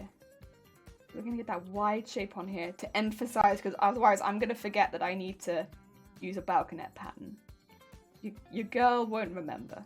They'll be like, what was I gonna use? I don't know. It's been a week or so. I've forgotten. I don't even know what I'm doing. This is a shorter pattern. Excuse me. That's quite high up the back, actually. It probably doesn't need to be that high. It probably needs to be more like here. Oh dear. There we go. Your breaths aren't above your neckline. If they're not above your neckline, you could consider this. Oh dear. Well, to be fair, most people to an extent do have teardrop shaped boobs, unless you're very, very perky, or very young, or you've had some kind of reconstruction implant. Then you'll have a little bit more fullness at the top. Like, very young people will often have a little bit more fullness at the top, and people who have had some kind of implant often will have some sort of more fullness at the top. But like, you'll normally have some sort of going off into the boob. Like, you unless you have a push-up on, it's unlikely to have like a full fullness at the top. Yeah, you normally have a little bit more of a... But if you're going more teardrop, balconette can be good. But yeah. Most people have some teardropness. Yeah. My moobs aren't above my neckline. Well, have you considered a balconette? Yeah, because I say most boobs are a teardrop. Not all, but most. To an extent. They're all different shaped teardrops, but most start up and then go down. Like, again, it's different though if, again, they're young or if you have some sort of implant. And again, everyone is different shapes anyway, so you will start up here, but then things can change as you go down. Right, let's get the turrets going here. So they'll go over the straps, but they won't attach to the straps because I still want the straps to be nice and stretchy. I like to do straps that stretch the whole way down. I don't like straps that only stretch halfway. They are my least favorite kinds of straps. So I will just have it fold over the top of the straps, I think. So they might slide a little bit, but that's okay. I'd rather have that than them block the straps from stretching. I think actually you say tits up to her chin. Well, this is the thing. We have people that come in and they want tits up to their chin. It's like, I can do that for you. If you want tits up to your chin, just let me know. Just let me know. And I'll do that for you. But naturally having tits up to your chin is a little less common. But if you want it, there's a bra for you. I think it's just getting the right shape to get your tits up to your chin, because everyone will need a little bit different help. Like, some people are already very perky, they just need to come together. Whereas some people will need to go up. So it's like, it's just what you need. It's just what you need. I have learned a lot about boobs with jelly. Oh, dear, that sounds odd. It sounds like you've learned a lot about boobs that include jelly in them. Like boobs with desserts. Give sincere pointed professional advice. Now, anyway, the turrets. The turrets for our boobs. I'm going to put them over the straps. So I'm just going to have them like this. So they'll be like quite flat, because if they were, again, these isn't a cosplay bra as such. It should be very wearable underneath clothing, so they will be flat. But I'll probably have the design so they look more 3D. Yeah. Heck yeah. That should be good. Boobs made out of jelly. One lime, one raspberry. Well, yeah, you want to have a bit of like variety. Variety is the spice of life. Lime? Wait, oh, lime jelly's good. I don't know about raspberry, but I really like lime jelly. Lime jelly is really good. And then we'll have our clasp at the back. Have it dip down a minute, and then... Oh, yeah, lime jelly's proper good. Yeah, I think that's probably good. What do we want for pants, by the way? Has anyone considered the pants yet? I say anyone, it should probably really be me. I'm gonna be making these. The person who should be considering the pants is probably me. I can tell you that I haven't considered the pants.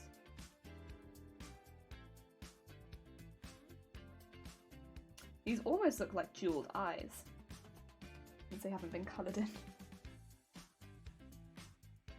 Okay, got our little balconette straps.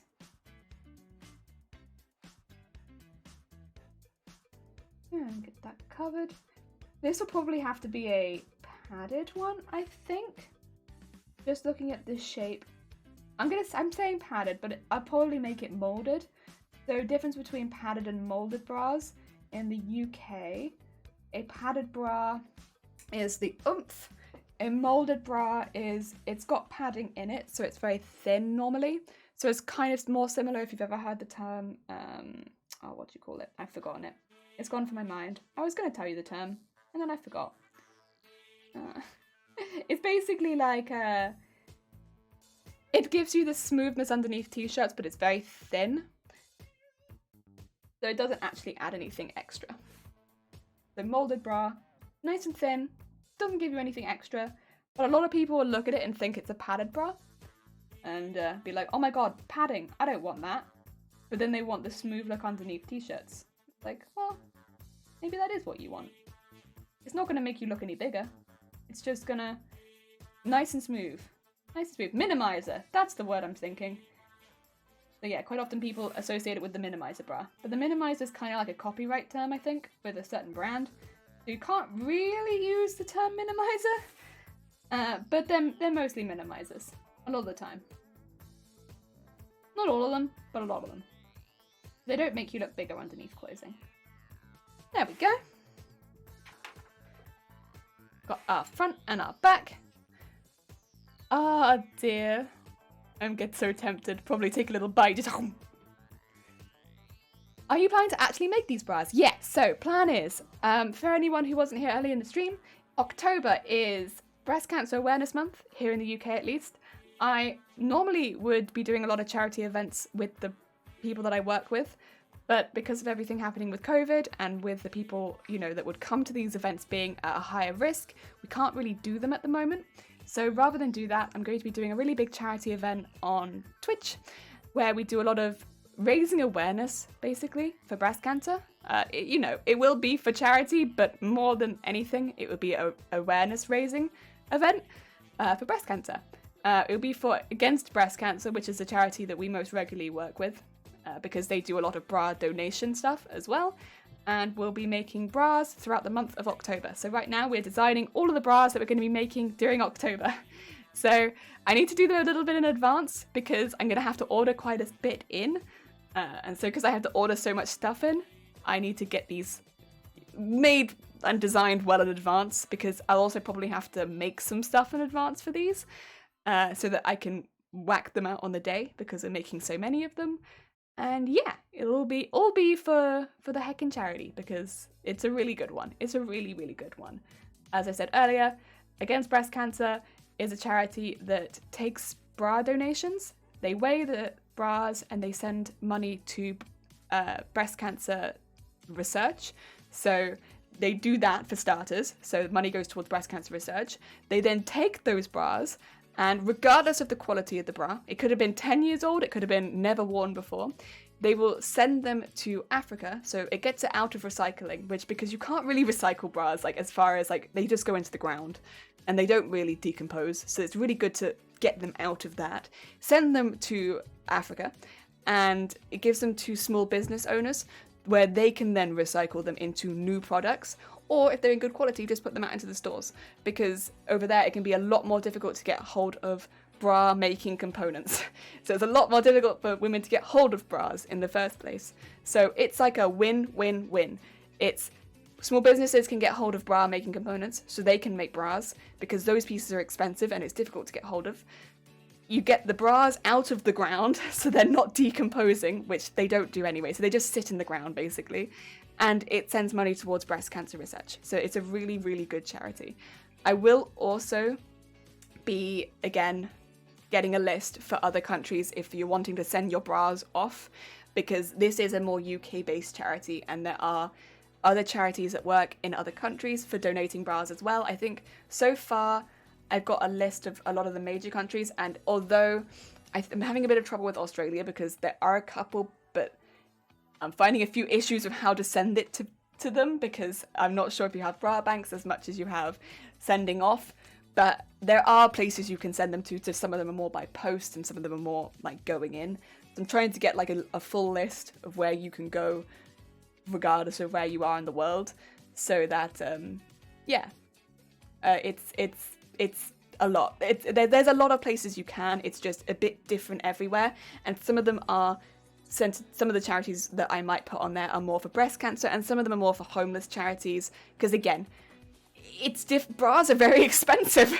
Bras are very expensive. Making bras is expensive, buying bras is expensive. The whole circle of bras is expensive. So whether it's for a homeless charity or whether it's for a women's health charity or for breast cancer, I'm going to try and make sure there's somewhere for you to donate bras to when I get to October and do this because it's taking a little while. There are some places it's a little bit more difficult than others, but we're getting there. We're getting there, and it's a good one, because throwing bras away is a real waste. It really is, and I don't mean that as an attack on anyone, because like honestly, like where are you meant to put bras? It's not really talked about. Like you can't donate them to charity shops. They're not really. Where do you put them, right? But each component of bra making is so expensive. Like genuinely, if you go and look up how expensive bra wires are, clasps, the material that goes into bras, it's all so expensive. And so for small businesses trying to like get that up and going, it's difficult. It's really difficult. And if you can recycle them, it's really good, because a lot of them, they are polyester and they're metal and they're plastics. They're just not, if you put them in the ground, they're just not going to go anywhere. So it's a really good one if you can get them being made into new bras, because they're quite easy to put into new bras if you can get them to the right people. Yeah. So I'm trying. Learning so much about bras, I classically stick to sports bras. There's nothing wrong with that. It's sticking to the bras that make you feel happiest day to day. And if sports bras make you feel happiest day to day, then you should do that. It's whatever makes you feel the most confident. And I don't think that anyone should. That's fine. That's absolutely fine. If a push-up bra every single day makes you feel the happiest, that's fine. There is nothing wrong with that. So I'd say like get the right size, but like other than that, nothing wrong with that. And the same with sports bras. If that's what makes you feel the happiest day to day, get the right size, nothing wrong with that. I'd always recommend to get the right size, because generally that's normally what's going to be the most comfortable. And, you know, I do want people to be comfortable day to day. But otherwise, it's pick the style of bra that you're going to feel happiest in, because you have to wear them a lot, or it feels like you do. And yeah, if you're going to be wearing it a lot, you might as well be comfortable. I'm the underoos, don't have a tail swell. I suggest chat gets picket signs and chants pant swirls, pant swirls, pant swirls. We could do pant swirls. Heck yeah. How many bras are you planning on making? 28 is the plan. So there will be a couple of days off in streaming, and there'll probably be one or two that I make off stream too, just because of work and stuff like that. But 28 is the plan. I don't know how many pairs of pants I'll be making, because probably less, but 28 bras is the plan during October. Yeah. As someone who's actually from Africa, can I thank you for actually doing proper research into it? There's a lot of well-meaning people out there who unfortunately don't take the time and actually get things wrong. That's very kind of you. I mean, I will say, against breast cancer, I'm a little bit more informed just because we work with them. So we talk with a lot of representatives from them. And so we're quite lucky with that one because we work with them. As do a lot of what do you call them? A lot of, I forget where I work. Bra shops. A lot of lingerie shops work with this group in the UK because the work they do is really good. And it, again, gets stuff out of the ground, gets it to people that actually need it. And it's honestly, it is three groups winning. We all work together and we all win out of it. And it's a way that you can donate something you don't need anymore without donating money. And I think it's a lot more accessible for a lot of people because bras are expensive. We're not asking you to donate bras that you need. It's the old ones, the ones in the back of your drawer, the ones you don't wear, the ones that you bought that one time that you thought you'd love that, you know, that are not actually comfortable. Those ones, you know, you just pop them in a bag, make sure they're washed because we, you know, hygiene stuff. But pop them in a bag, and it doesn't necessarily cost you anything. It's much more accessible to people who, you know, rather than making monetary donations, which is not accessible to everyone. People on low-paid jobs, they can't do, and just, you know, people who are on the low end of the income scale, you can't just do charity donations. You might love the charity, but there's nothing you can do. But if you have an old bra in your drawer, that's something that you can do. Maybe you can't do it this year because you need all your bras. But next year, those bras might be done and you need to buy a new bra. You know what you can do with your bras once they're old. And they might be in the worst condition. You might be like, no one's going to want these bras. These bras are disgusting. I hate these bras. They're awful. They're ripped. They're torn. They've lost a wire. But you know what? That other wire that's in there, someone can use that. Those hooks at the back, someone can use that. Those clips on the straps, someone can use that. There is a gold mine in your bra. So yeah, I'd say regardless, like we get that a lot. People being like, you don't want my old bras, and like, oh, you'd be surprised. Like just the clips alone, like for those one set of clips, they cost like £1.50, like £2 to buy online. So if you consider it like that, every time that you donate a bra, that you are donating the parts of your bra, right? Like the clips, the wires, the hooks at the back, the things that are very reusable. Just add those up, and that is your donation, right? It does add up, and when people come in and they donate like 3 or 4 bras, that's like a 20 quid donation. Like, thank you very much. It's very kind of you.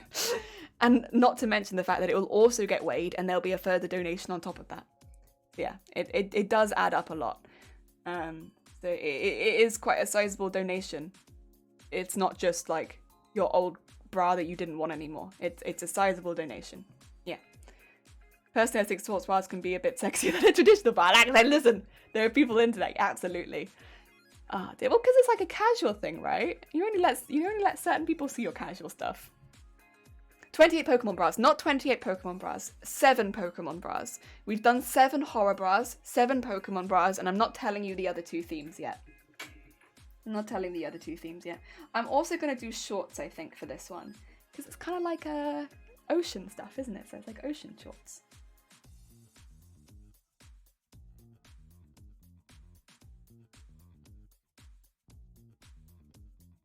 I think that's cute. Little ocean shorts. But then when can I put the swirl in if I do shorts? You know, I need a holiday when I forget where you actually work. No, it's alright. There's a reason I'm so passionate about boobs. My whole job is boobs. Not a woman, but snapping a wire sounds painful. They don't tend to snap the wire. It's more like the wire can come out one side of the bra. So like, it's more the stitching on either side tends to come loose and the wire just goes whoop. And sometimes it can come out in the wash. That's another thing you can lose in the washing machine. The wire of your bra. That's confusing. Your bra comes out of the wash and it's like, this isn't the same. Something's changed here. And one of your wires just me.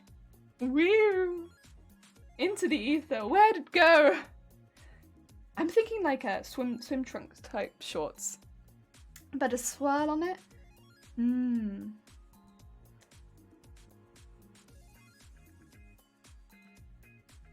Where can the swirl be? Oh, it needs to be lower. Oh no, it needs to be up in the butt actually.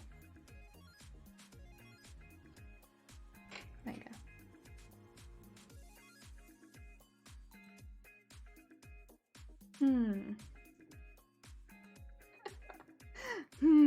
Maybe we could still have it along the top actually. Just have it like a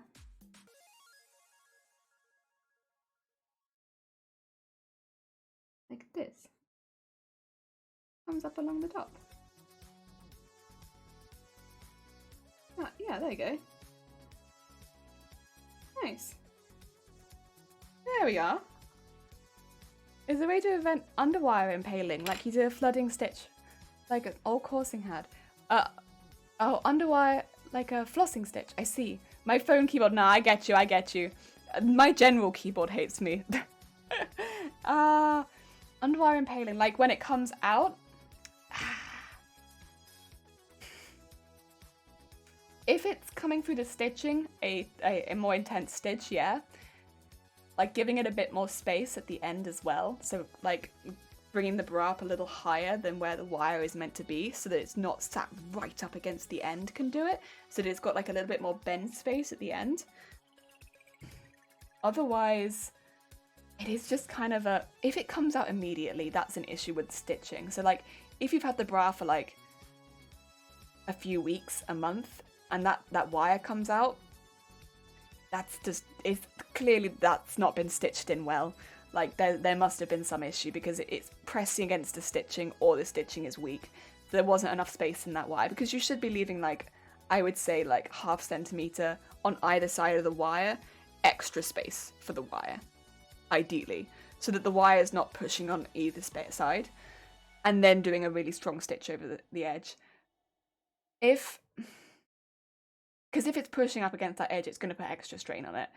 If it's you've got that extra space there, the stitching is really tight and the wire's still coming out, is the wire like really pointy at the edge, or does it have like a nice coating over it? Because it could be the wire's a low quality wire. So you want your wire. I got some wires, I can show you. Also, Manila, is that Manila Meow? Thank you for the follow, it's very kind of you. I'm just going to show you some bra wires really quickly. Give me 2 seconds. I've got pajama pants on, don't mind me.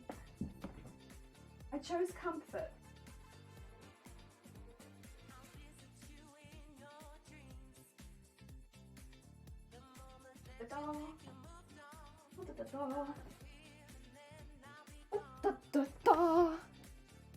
So, like, see this one? Do you see how it gets like thick at the end? If it doesn't get like that thickness at the end, that's that's like a kind of a concern. So it should, let me just, so my hair's like bunching up my ears. I can't hear the music. The music! Where's it gone? I desire tunes. There you go. So if it doesn't have that nice like bunchy like thickness at the end on both sides, that's kind of an iffiness in my mind as well, because that's like what stops it. Like that's a nice blunting force. If it's just like a sharp wire at that end, again, that to me would say on a quality of a bra, because that shouldn't be sharp. That's gonna cut, like this won't cut through thread. Like that's not gonna cut through anything. That's doing nothing. It's not gonna do anything. It's just blunt. But if it's a sharper, or if it's just like a bent over wire, you know? Yeah, the quality of the wire would be the last thing I'd check, to be fair. But then extra space around the edge of the wire and extra stitching would be good. Those are the 3 things I check. But the quality of the wire would be the last thing, because I wouldn't expect the quality of the wire to be bad automatically. Pajama jelly, yeah, I know. I chose comfort today. I wouldn't expect it to be bad, but like, you know, there's always a chance. I'm gonna keep the pajama pants. The pajama pants? No, I'm wearing pajama pants. I'm gonna keep the shorts reasonably simple, I think. I'll be honest, I'm not sure if I'm gonna make the shorts. I don't know if I want to make the starter shorts. I'll design them, but I'll think about it. You know?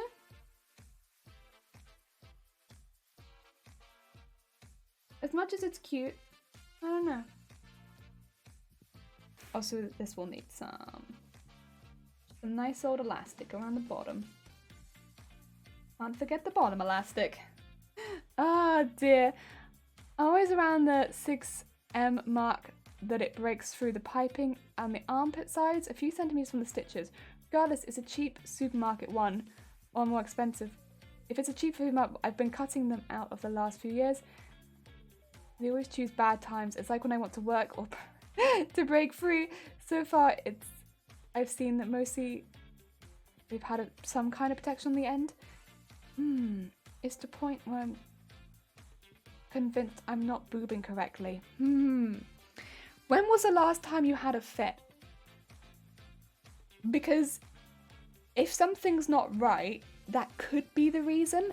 But again, it could also be if you've worn the bra for more than a year and it's a high quality bra, a year's shelf life is when we give it. So if it's an older than that bra, that's why. Just straight up, that's why. But if it's not older than a year, it shouldn't really be doing that, and it shouldn't be a consistent issue. How does one correctly boob? Well, there's no one way to correctly boob, but ideally you have a wire that goes, if you're using a wired bra, you have a wire that goes from the right inside and it sits flat against your chest, and then it goes the whole way around to the outside of the boob tissue, which is actually a little bit further back into the armpit than you might suspect. And it goes the whole way around, lying flat against your chest. It doesn't stick out, otherwise it's not going to be supporting you. And then you have your band going flat around the whole way back. It's not going up your back, it's sitting flat against your back the whole way around in a line. And then you have your straps, which are not loose enough to start a lawnmower, but you can stick 2 fingers underneath and pull up a little bit. The straps, they should basically shape the cup so that you have like the optimum cup shape for the bra, but they don't really offer the support. The support should come from the back, and the back is you fit 2 fingers in each side. You can pull it out a little bit, but not too much more, so you can just be like, but not too much more than that. If you can really pull out your bra, the likelihood is it's too loose, and then you're not really getting what your bra is there to offer you for. I get them every couple of years, mainly because I spent my teens thinking I was B cups when I was actually double Ds, whereas having a single dad who refuses to admit the daughter had boobs. Oh no. But then again, I think a lot of people have been in that same boat regardless, where it's like, you know, you think you're a bigger back than you are, and then you go down in the back size, then you have to go up in the cups to accommodate that, and so it's a lot of changing things around. It might be worth just going in, having a quick check, making sure that it's the right size. If it is the right size, explain the issue that you're having. It could just be a quality of the bra thing. It could be if you're using them for 2 years, that might be why. Even with a high quality bra, so like when you're talking about branded bras, so bras, and when I say branded bras, I don't mean like branded fashion where they put like a price tag on it and it means it's better. I mean like bras where they're made like by a bra brand, so like rather than buying a supermarket bra, it's a bra branded bra. So they tend to be a little bit more pricey because they're well made, but they last a year. After a year, that's when you start to expect issues. Oh dear. Oh, you get a new bra every year, you get fitted every couple of years. Oh, okay. Okay, in that case, they shouldn't be having that issue.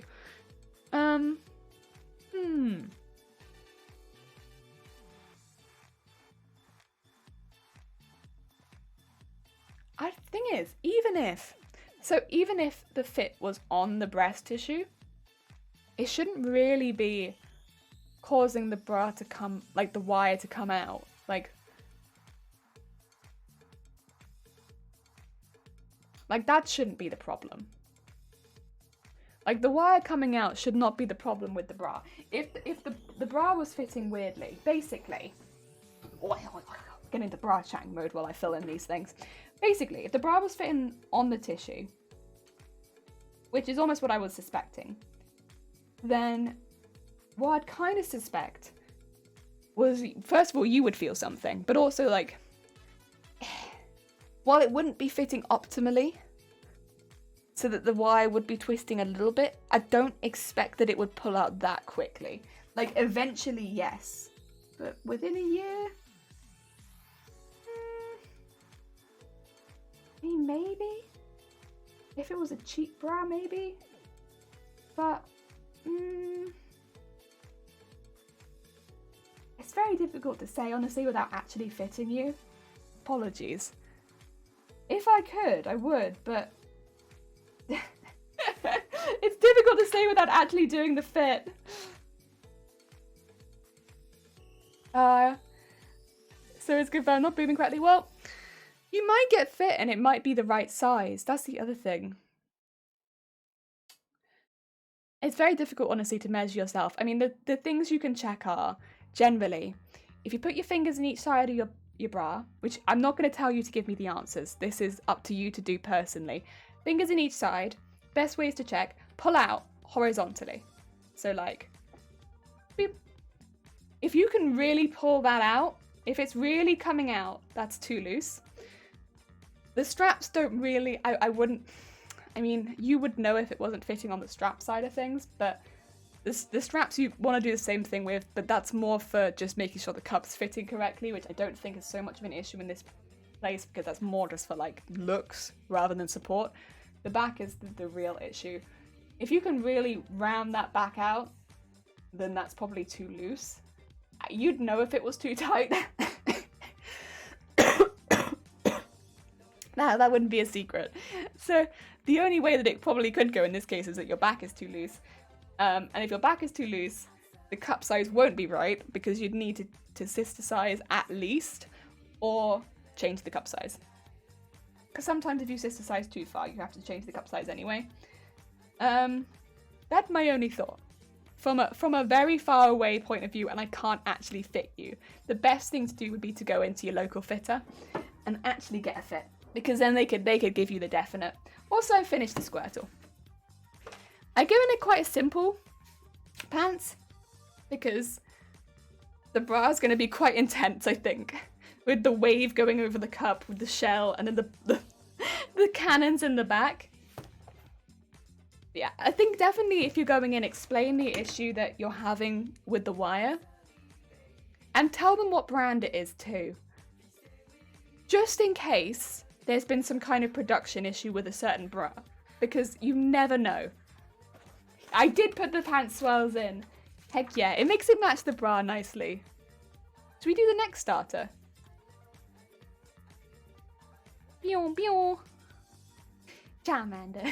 Heck yeah. It's a little dragon. A heckin' dragon. He's cute. He's heckin' cute. I said I'd love to do wings on the back, but I will be a little limited. I mean, I could do the colours of wings on the back, and I could somewhat do the shape. It would all have to be in the elastic mesh. Flamey boobs! It is flamey boobs time. I'm gonna draw 2 again. Give me 2 seconds. I have to draw 2 women. I must draw 2 women. You know how it is.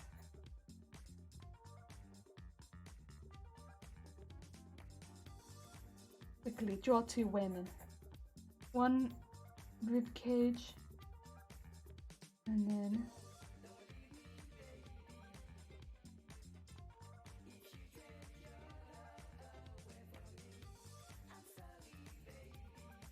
one and 2.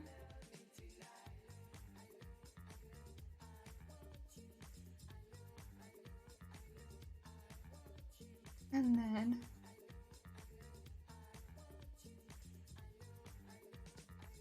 2.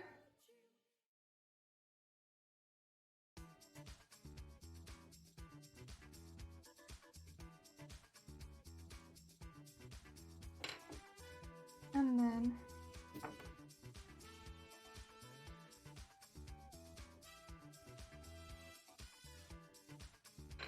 get that up there. And then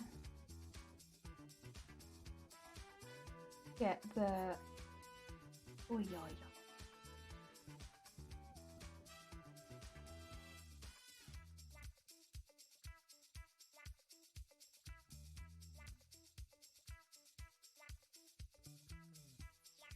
That one there, and then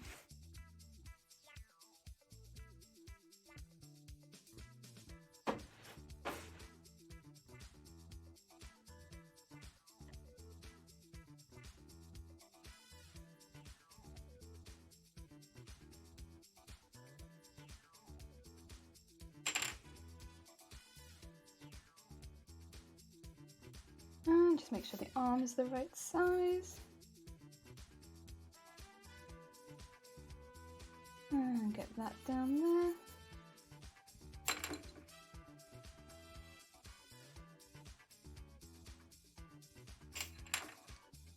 And there we go. 1.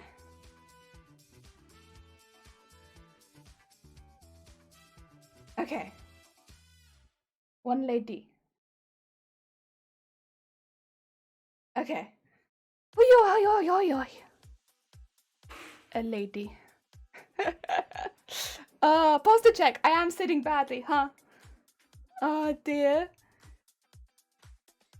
Well, if you're doing anything special with the inner lining, what about blue shade from the wings and orange on the outside? Don't know what to call the other side. My brain come up with dumb terms. I was thinking the blue might be cool to be fair on the back. But I could use the elastic as the orange and then the blue as the lining.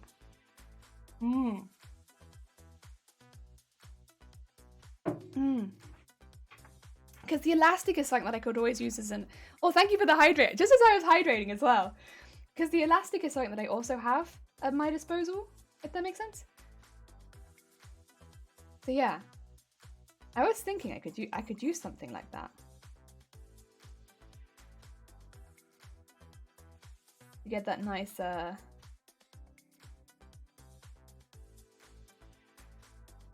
what do you call it? Color in.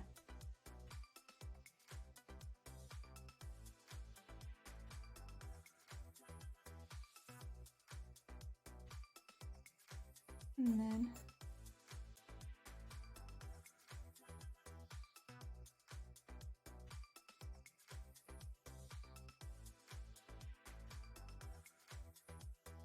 that.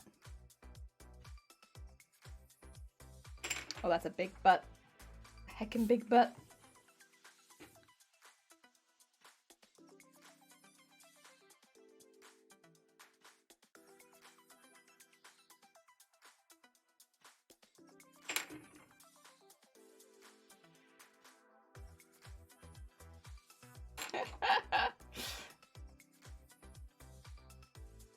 I think because I have because I have watched Mikey, I only know how to draw very curvy women. I mean, I'm not complaining. This probably is the only type of woman that I would have drawn for this in particular because it makes it easier to draw underwear. But like I only know how to draw like big boot, the big boot. The biggest of boots. Like, my god. It's such a big butt. Why has she got such a big butt? Look at that. Look at that butt. My god.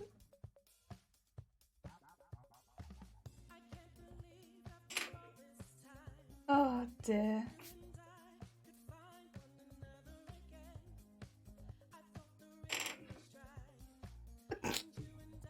So big. It's so big. Yo, how goes it? I hope you're having a good day. We're drawing underwear, but I'm trying to get this butt under control a little bit, but it's just getting bigger and bigger. I might just keep the big butt. Why not? We're drawing underwear. Please ignore my keyboard, by the way. I'm gonna shout you out, but I need you not to look at my keyboard. This is why it takes me so long to type anything, because like I can't see anything. Oh dear. Don't look at it. Don't look at the keyboard. There we go. How have you been? What have you been up to? Wait, Summer of 58? Wait, what's Summer of 58? By the way, anyone who doesn't know Yo is like the most high energy streamer. They are so sweet. Like literally, you'll have such a nice time in their streams. They got a lovely community. Definitely go check them out. Oh dear, heckin' nice butt. Thank you. Oh dear, Billy can't contain themselves. No, it's juicy. It is. It's a big butt.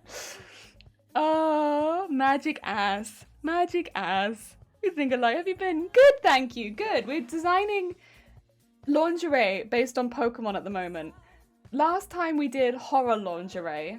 This time it's Pokemon. And then we have 2 other themes to do. And then we're going to make them all in October. Heck yeah. Oh, when I watch someone design something, I like to imagine what I would design in those people's shoes. And when I see what they design, I'm more impressed by what they make about. No! Smokey! I'd love to see what you were designing, to be fair. It's nice, to be fair though, I do feel the same. Like, I like to see what other people would design. Because everyone designs such different stuff, like, given the same prompt. That's why I like things like, I know I don't, like, Inktober is not the best for a lot of people, but I like that kind of prompt where everyone gets the same prompt and draws different things. I think it's lovely. Oh dear. What if I do orange on the sides and oval of yellow, like Charmander's tummy? I realize the yellow down the middle of the pants might give a wrong eye. Oh yeah. Well, I have the same thing with red down the middle of the pants that I have to stay away from. Like, red down the middle would always look lovely, right? But then it's like, well, actually though. But actually, you shouldn't put red down the middle of lingerie. Oh dear. You know what though, we learn. Unless it's one of the horror ones, and then it's okay. No TOS! No TOS! Oh dear. No TOS on this stream. We're okay. We have not yet been TOS'd. So it's okay. I am going to, I think, put the dragon wing design on the back, but just have it outlined in the elastic. Would that work? It might if they were all just like, if it was very angular. If they're not angular, it won't work. But if they're angular, it might work. So it won't be very accurate, but it would be kind of good. I could probably do it in like interesting panels.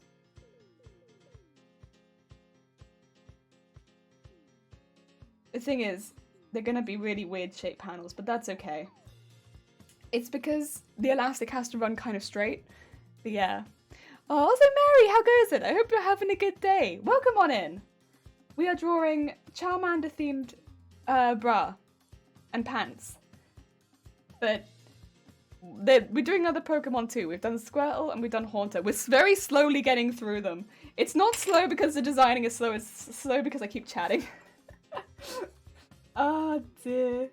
But we're getting there. It's a surprise how you managed to dodge it all this time. What do you mean dodge it? We haven't been TOS'd because this stream is not in fact against TOS. We inform people about bras. That's not against TOS. Talking about bras is not against TOS. My keyboard, I'm sure, is fine also. Dearie me. Just have the fire on the bum area. Hot pants! I like that. Hot pants. I'm off because I should start the day. Oh, Vortex, have a lovely day. Thank you for popping by, Bean. Look after yourself. Have a good old day. Oh dear. I'm after Taco Bell. Just a standard. Oh, is that a standard sketching pencil? You know, it says it's just from Staples, I think. Yeah, HB. Staples pencil. I'll be honest, I use whatever pencil is closest. I am not really an artist. I'm more like a, what do you call it? Sewer. I'm a sewer. So I tend to sew more. But the only sketching I really do is for, speaking of which, I need to sharpen my pencil, is for sewing. So I'm not really a traditional artist. So I don't really have a lot of high quality art stuff. The stuff that I have lying around is what I use most of the time. Yeah. Charmander, on my screen. Heck yeah, Jacko, how goes it? I hope you're having a good day, Jacob. You too, have a good one, Jelly. Have a good one, Vortex. I wonder how complicated it would be to attach a cigarette lighter tail to a cosplay to make a wait, like when you fart, it's like flamethrower. It would go up your ass. If you attach that to your ass, if you fart, the flame would go up your butt. 100%. Designer seamstress? Yeah, like a seamstress. That is more what I am, for sure. Thank you. You got it. So the only drawing I do is for designs. Yeah. Oh, you need to lurk, Kat. Thank you so much for popping by and have a good lurk. Thank you for dropping in. This art is top tier. You just like it because there's a butt. You just like it and it might exude gas. That's what you're here for. You're here for potential gas. We also need to design the front. I know another art streamer who's simply love Eevee. I was thinking whether or not I wanted to do Eevee and Pikachu. But you know what? I think I've seen Eevee and Pikachu bras. And I didn't want to take too much from what I'd already seen. That's the only reason I didn't do it. Because heck yeah. I think it'd be cool. But yeah, I didn't want to steal from what I'd already seen. I feel like that was flatulence away from an ambulance ride. It is! Yeah, if you accidentally fart, the fire will go up your butt. Hadn't thought of that. He says sewing. Yeah, sewing is definitely a type of art. It's not like the drawing, but it's like it's definitely a type of art, for sure. For sure. Music is art, cooking art. Oh, cooking is 100% an art. Heck yeah. Cooking is my favorite. No, cooking, baking, sweet making, my favorite type of art. Anyone who makes sweets. Oh, My favorite type of artist. Yeah, I was thinking the evolutions would be like instead of the Pokemon that I chose, but I thought I might get a little bored for doing it for a full week, and obviously all of the work that goes on behind the scenes. I thought I might get a little bored of it because I've done evolution stuff before. So I thought give myself something a bit different, a bit new, and a bit more varied. And this is what I come to. Yeah. Also, what do we want to do for the front? Maybe we do want to do fire. You want to do fire boobs? There is a pastry chef. What he has made in chocolate. Oh, I love chocolate. When I watch the chocolate videos like on Facebook, like chocolatiers, oh, so good. This is what we come to, hot pants. It might have to be hot pants. We could make like a... We could make something really scandalous.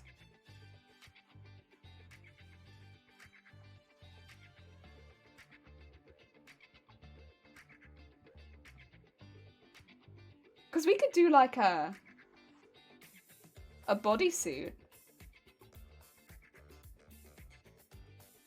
that like, we could have like a strap that goes over the boobs.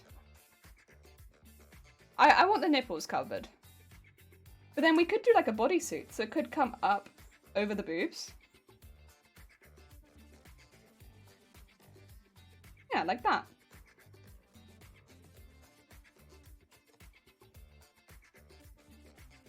It'd be a lot of underboob. Don't put fire down there, please. But it would be... Wait, but she'd be like literally on fire. It'd be so cute. So cute. And then we could still have like the wings on the back. But they'd be like straight across wings. Actually, no. Then we could have the wings on the back. Because, you know, we wouldn't be going by, like, where the underwire would need to go, you know?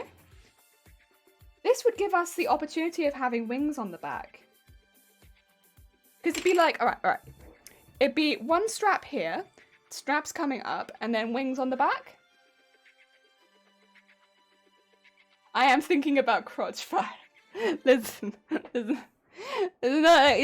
Sometimes you have to go out of the box and you have to think about crotch fire. Why is the word tentacles above my head?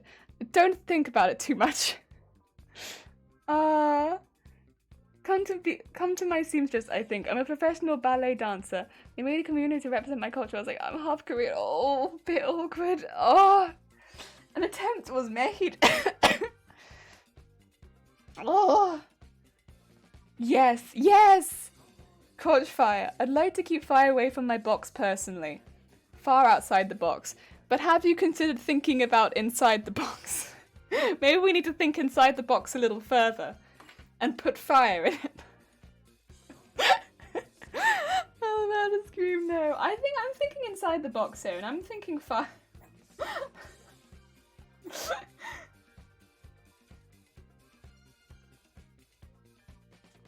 This is a very different design, though.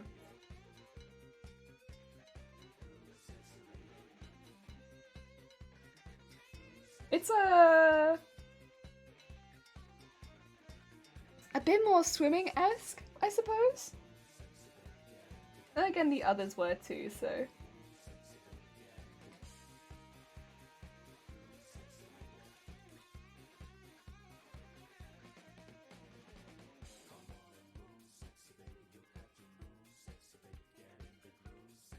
And then get the strap across the center, which is where the wings can come off.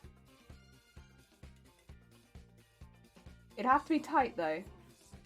Maybe we'll have some strap stuff happening in the center so that you can tighten it.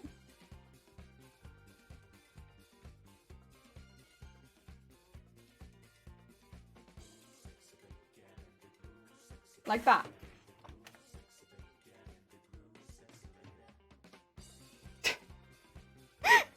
Now, this is a bit out of the box from the other lingerie we have designed. But that way I could put wings on it, see? I could put wings on this. Listen, I'm a little drawn in by the wings. The idea of having wings on this might have blinded me just a little bit. I don't...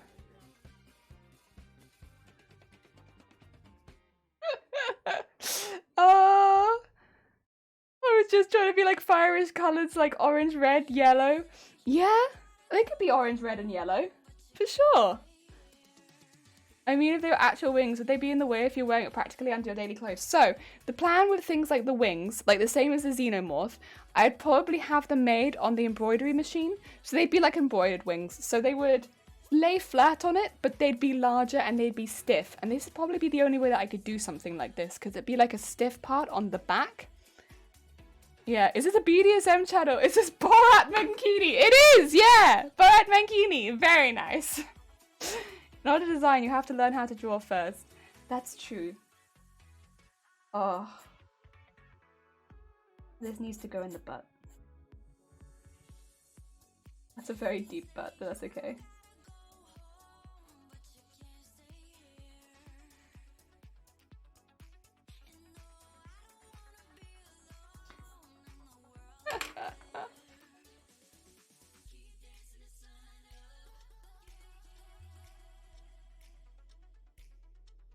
There we go. Oh dear. Oh, now I think about it as a commercial narrated voice. If you experience burning in the pants for more than 4 hours, please call the doctor. Is this what you're gonna make? Yes. But I'm not gonna wear it. I'm just gonna make it. Sorry, just to be clear. I'm not wearing this. That would get me against TOS. That would be so against TOS. Oh my god. Could you imagine? You're like, sorry mods, I've decided just to abandon my Twitch career and instead I thought I'd just get banned really quickly. I've decided how I'm gonna do it. I'm just gonna get banned wearing this. That would be, in fact, a one-way street to get banned. But then I can't wear any of this. Like, no way. Like, this would all get me banned.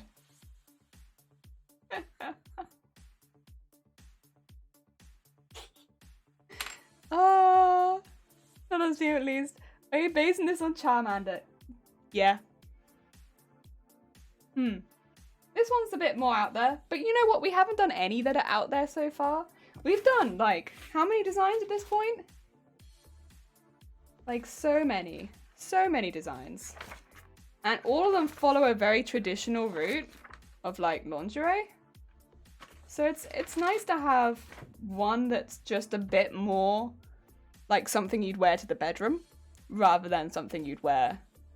It's still like you could wear underneath clothing, but it wouldn't offer the same support. Yeah.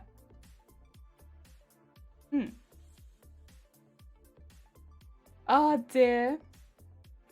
I only just noticed them up there. Yeah, it's based on Charmander, this one. Great question, how would you repeat? Same way that you would with any bodysuit. It'll have poppers in the crotch. Crotch poppers. The crotch poppers. The crotch poppers we all know and love. Them crotch poppers. Slip it to the side, or you could do that, but I would suggest the crotch poppers.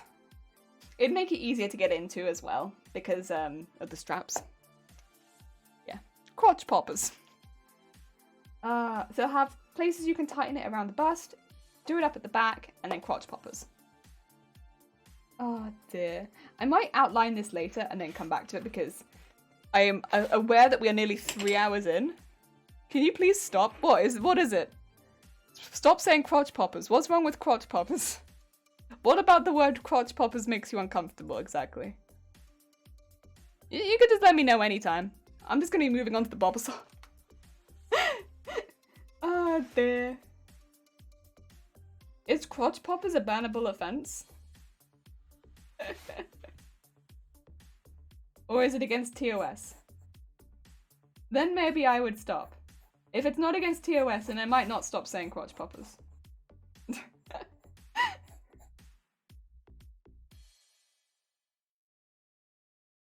There we go. Get another woman drawn up really quickly. A simple frame.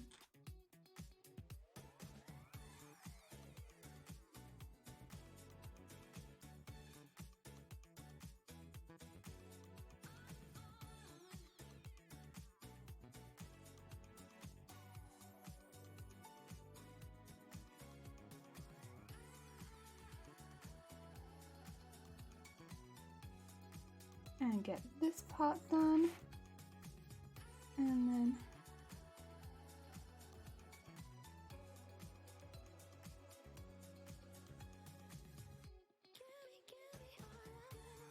And then... That's a lot of damage!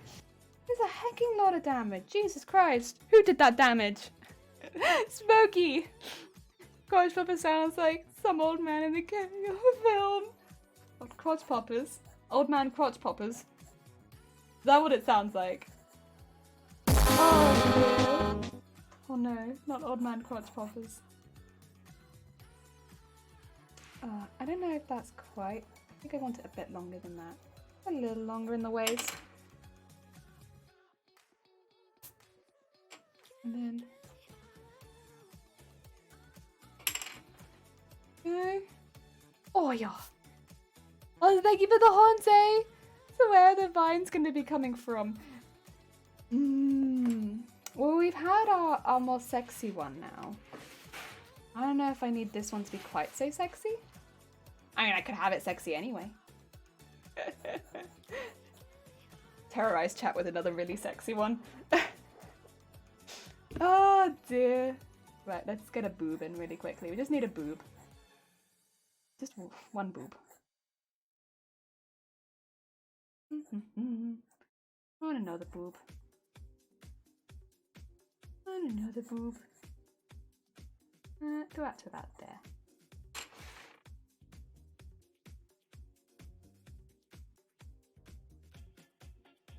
Go, boobs.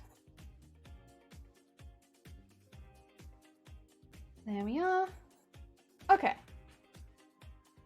Woman, drawn. Thighs, thick. I can't draw. I can't draw any other type of woman. There we go. She here. Oh dear. Bulbasaur, Bulbasaur. So sexy. Old Papa Crunch. The vines. How can they not be a little sexy? It's true. Your boobs are so sore. You should call a doctor. Oh no. I was thinking I would like to use the bright pink from the evolution. Isn't one of his attacks throwing leaves or something? What about leaves? Yeah. Well, this is the thing. They have the really pretty leaves, but then they also have the really pretty pink. They have lovely colours all around. So I think I would like to make some custom fabric for this one. So, here we go. So, yeah, I think this is one where we probably will have some custom fabric. Bulbasaur. Freaking Bulbasaur. To mimic that, like, blotchy texture, as well as probably the pink. It's just where I want things to be. Pokemon King territory. Well, it's more just, like, feel cool underneath clothing, most of this. It's not so much to be kinky as much as it is, you know the feeling when you get like, I don't know, Batman underwear and you're like, oh heck yeah, Batman! It's more like that. How do you make custom fabric? So, you will want to, there's a couple ways you can make custom fabric, but I think the easiest way is generally to go to something like Spoonflower, although there are a couple of other websites that do more specific fabrics like meshes, which is what I'll be using. Basically, it's that kind of thing where you'll design your fabric to make a continuous print, which you can do. You can find tutorials for that on YouTube, but you'll make it so that it's a continuous print on all four sides, so that it can go one after the other meter, should you need it, which I won't, but you know. And then you go to a website like Spoonflower, create an account so that you can print your own fabric, and then you can put it on whatever material you like. So whether you want it on cotton, whether you want it on a polyester. In my case, I'll want it predominantly on meshes, which is why I'll be using a slightly different website that does more meshes and stuff like that, stretch meshes and stiff meshes, stuff more lingerie focused. But yeah, you take it onto one of those and then you print it off. It is a little expensive, but I don't need too much of each of the fabrics. And I will be trying to limit as much as possible where I make custom fabrics because it is a bit more expensive. But for things like this, and for like instance the Mystery Machine one, wherever it is. It's here somewhere.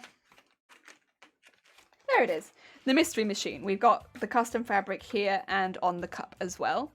Like, that's not a fabric that I'll likely just find, so I'll make that myself, and I will, you know, put it where I need it in the costume, find out how much I need, and then design it, get it printed. Yeah. Pretty good.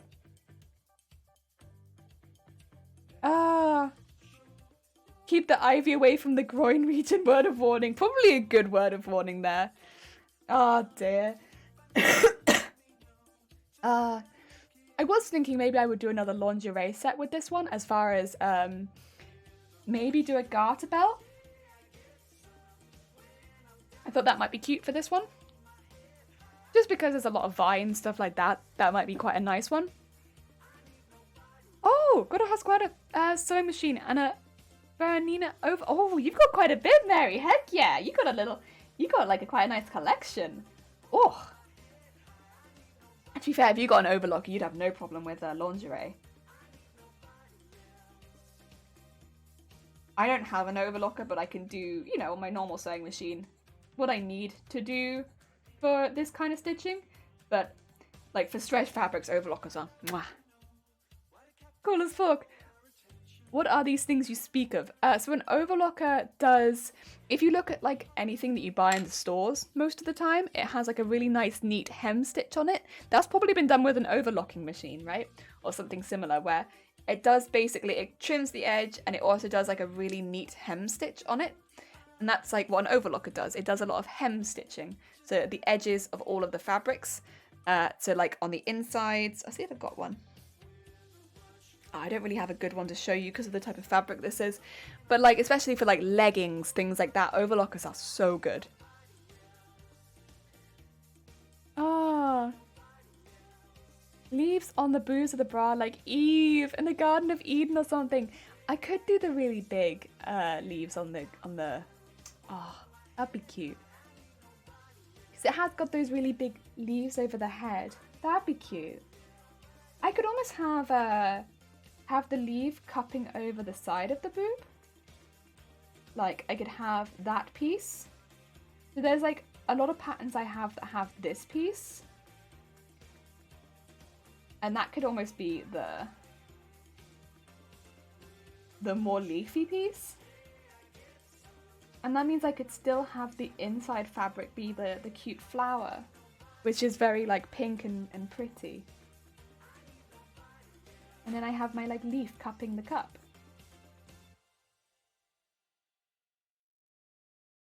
That might be really cute.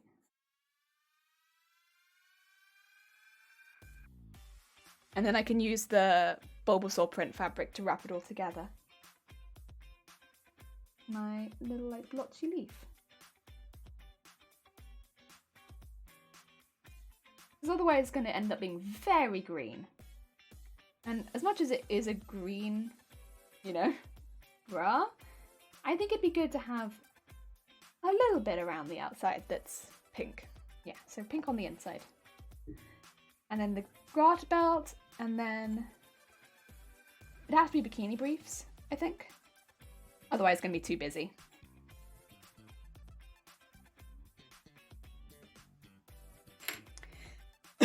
Excuse me, sorry. I think let's make this out of the same just Bulbasaur print. So it doesn't just look like it's on the bra. Heck yeah. Oh, that'd be such a cute little set. I mean, Bulbasaur's my favourite, so I think this one's really cute. Select t-shirt. And the minute I see a double row of stitching on the sleeves, yeah, that sounds about right. And the fabric ends between the two stitches. Yeah. Can that not be done on a normal sewing machine? So it can be done on a normal sewing machine. It just takes quite a few steps. Whereas on an overlocker, it does it all at once. There has to be one tread thing on the top and an under tread below it. And the overlocker is recognised, among other things, having 4 tread spools. Yeah, exactly. So, as Mary said, the 4 tread spools basically means does it all at once. It just goes... and does everything for you at once. Whereas on a traditional sewing machine, like what I have, I'd have to do one thing, and then another thing, and then another thing, and then go back and do another thing. So I have to do the same thing like 4 times in a row to get that same effect, whereas an overlocker does it like that. So it's much quicker. Yeah. Also, this is going to be cute. This is going to be so cute. It's got the leaves on the cup. It's got the big pink inside of the cup. And then it's got the Bulbasaur print. That's going to be cute. So you got one slightly more sporty one with the Squirtle. We've got this one, which is like a bit more wholesome. And then we've got the Charmander, which is the sexy. I think that's good for the starters. Having that variety. I won't outline it right now because, again, I'm conscious of time. What are the rules for posting links? We don't have links in the channel, but we do have a Discord if you want to post anything.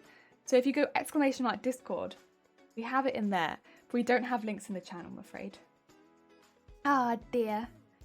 But like the stitch looks like it's an interwoven underneath, so surely it must have been done at the same time, right? Like how would you do... Oh! Also, wait!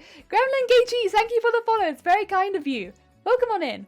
But like the stick looks like it's woven underneath, so surely it must have been done at the same time, right? How would you do that at one time, as you said, Jelly? So basically on an overlocker, it's the 4 stitches are all working together. So that's kind of, the overlocker would have done your t-shirt, basically. That's how it's all working together as one.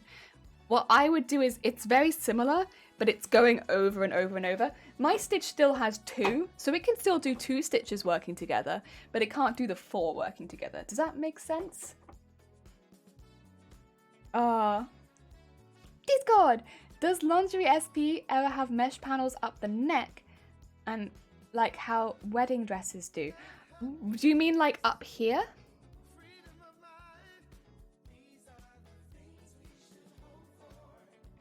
Does that make sense?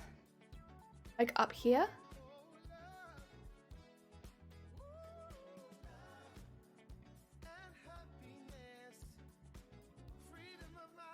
Also, thank you for putting the Discord in there. Oh, you're asking because you've done a search on Overlocker on pictures. I think that's all right. I'll be honest with stuff like that. If Nate wants to do a search, they can do a search on overlockers. I'd say overlockers are like a luxury thing. You don't need one to start sewing, but if you really enjoy sewing, it's a really nice luxury item to have on top. I don't have a sewing machine, but maybe one day. Yeah, that's the thing. If you don't even have a sewing machine right now, I would probably recommend getting a sewing machine first. Because an overlocker will limit what you can do as far as... You won't be able to do everything on a sewing machine that you can... an overlocker that you can do on a sewing machine. But an overlocker will give you really nice finished edges on some of the stuff that you do. So I would recommend getting a sewing machine first. It's a really good introduction to sewing. It will do everything that you want to do.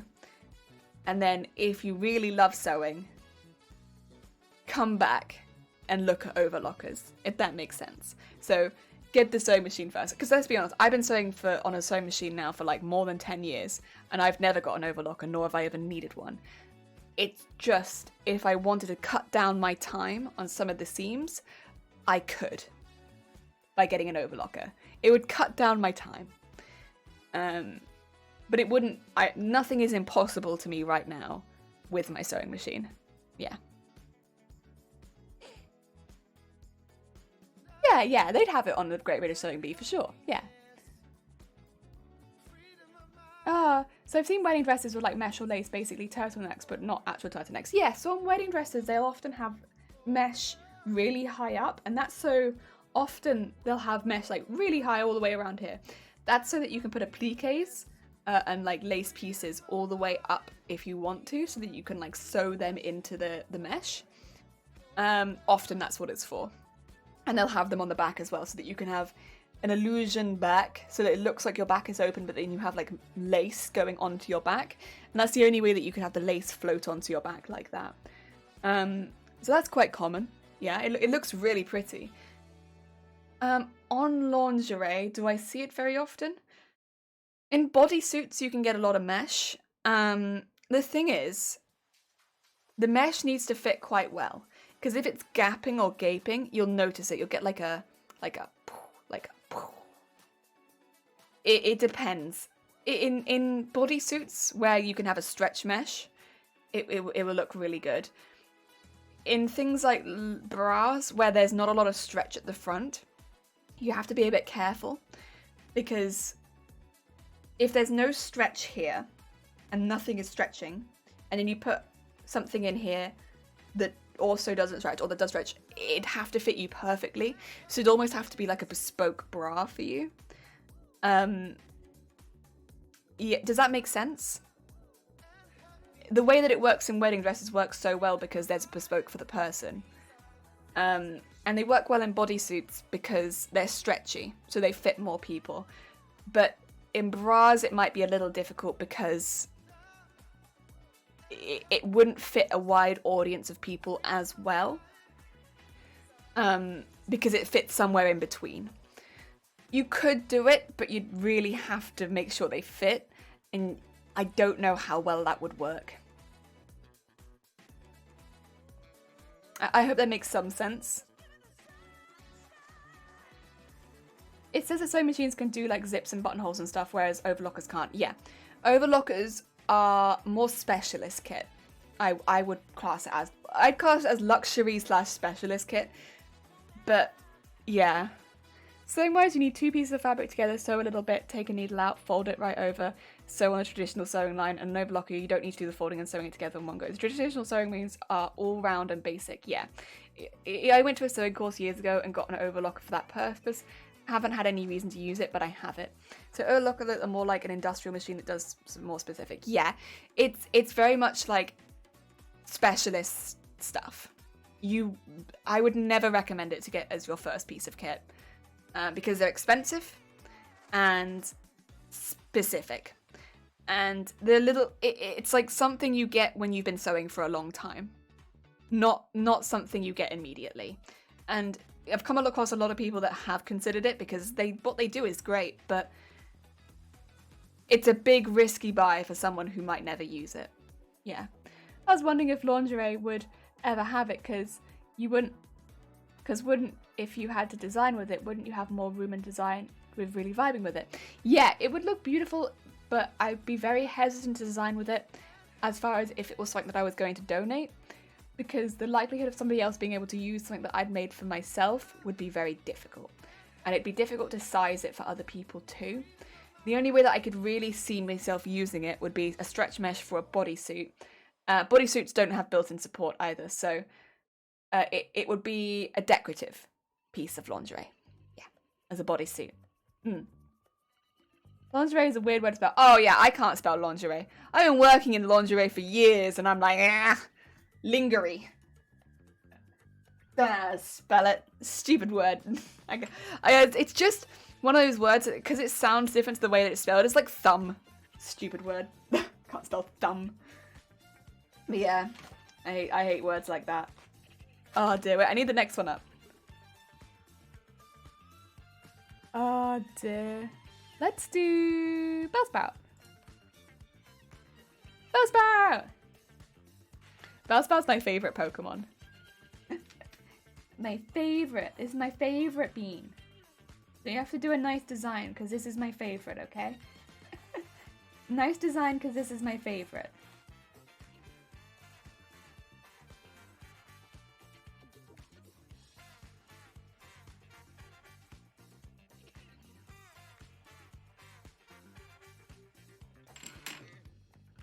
Rid of some of that ribs. It's definitely a French word. Definitely a French word. Maybe if you have like the proper accent, it sounds more like it's spelt. But I can say the way that I say it, it doesn't sound like it's spelt. And so it's just a very frustrating word.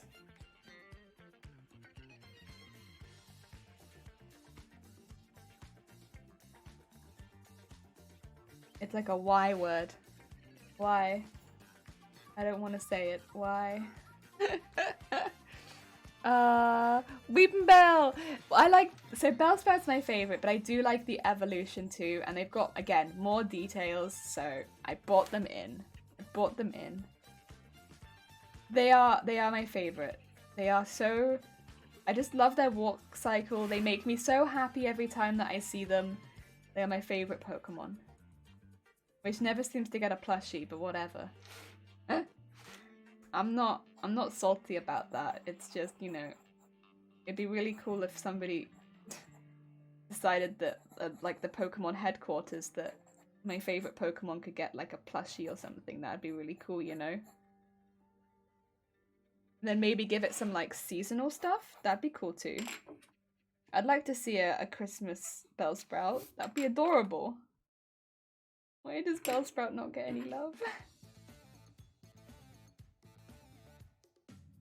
Bellsprout's so cute as well. Bellsprout just wants to bring joy. And Bellsprout... no one lets Bellsprout bring the joy that Bellsprout wants to bring. I don't understand. Bellsprout's so cute. Oh my god. Thank you for the horn. Ah, what a good sewing machine to get. I found a... oh! Thank you so much for the 100 bits. It's very kind of you. Heck. Hi, Dragon Poet. Also, how's it going? What's up? What's a good sewing machine to get? I found a brother one for £80. I don't know if sewing machines are a good thing to get with cheaper ones. Right. Nate? Choose what you want to sew. Not right now. What is your ideal sewing projects? When you're used to sewing, what are your ideal sewing projects, right? What materials do you want to sew with? What are you going to be sewing with regularly? And are there any specific things you want from your sewing machines? Write all that down and look at the materials you're going to be using. Specifically, are you going to be using denim? Are you going to be using upholstery fabrics? Those two are quite important. And then look at your fabrics that your machines can do. Because sewing machines in the UK specifically will come in a couple different ways that they'll present themselves. They'll say they can do lightweight or medium weight, and those ones can basically do like cottons, dressmaking fabrics, that sort of stuff. But they won't do your denims, they won't do your leathers, and they won't do your upholstery fabrics. And then you'll get the next step up, which is all fabrics, including upholstery, and like it normally says stretch and upholstery, but basically it can do your thick fabrics too. And if you're someone who's ever going to want to sew denims, like thick denims, if you're going to want to sew leathers, if you're going to want to sew upholstery, you need a machine that can do that thickness. So while brand, yes, Brother's a good machine, Brothers do a whole spectrum of fabrics on their machines. So it's really important that you find a machine that can actually do the fabric that you want to sew. And I would say that's even more important than the brand you're buying. Because if you buy... you know, you could, yeah, like Singer's an English brand, it is. But I'd say Genome and Brother are doing a bit more in the UK right now. So if you're, you know, but between the three of them, I honestly, I couldn't give you much difference. They're all great brands. But if you buy a machine that can't do the fabric that you want to do, you've bought a machine you can't use. Like long term. Because the thing is, you're not going to be replacing that machine in a year. You shouldn't be replacing it in 5 years. You should buy a machine that you expect to use, ideally, forever.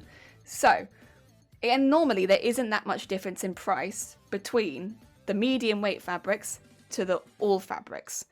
So I would highly, highly, highly recommend look at the machines you're looking at and look at what fabrics they can do.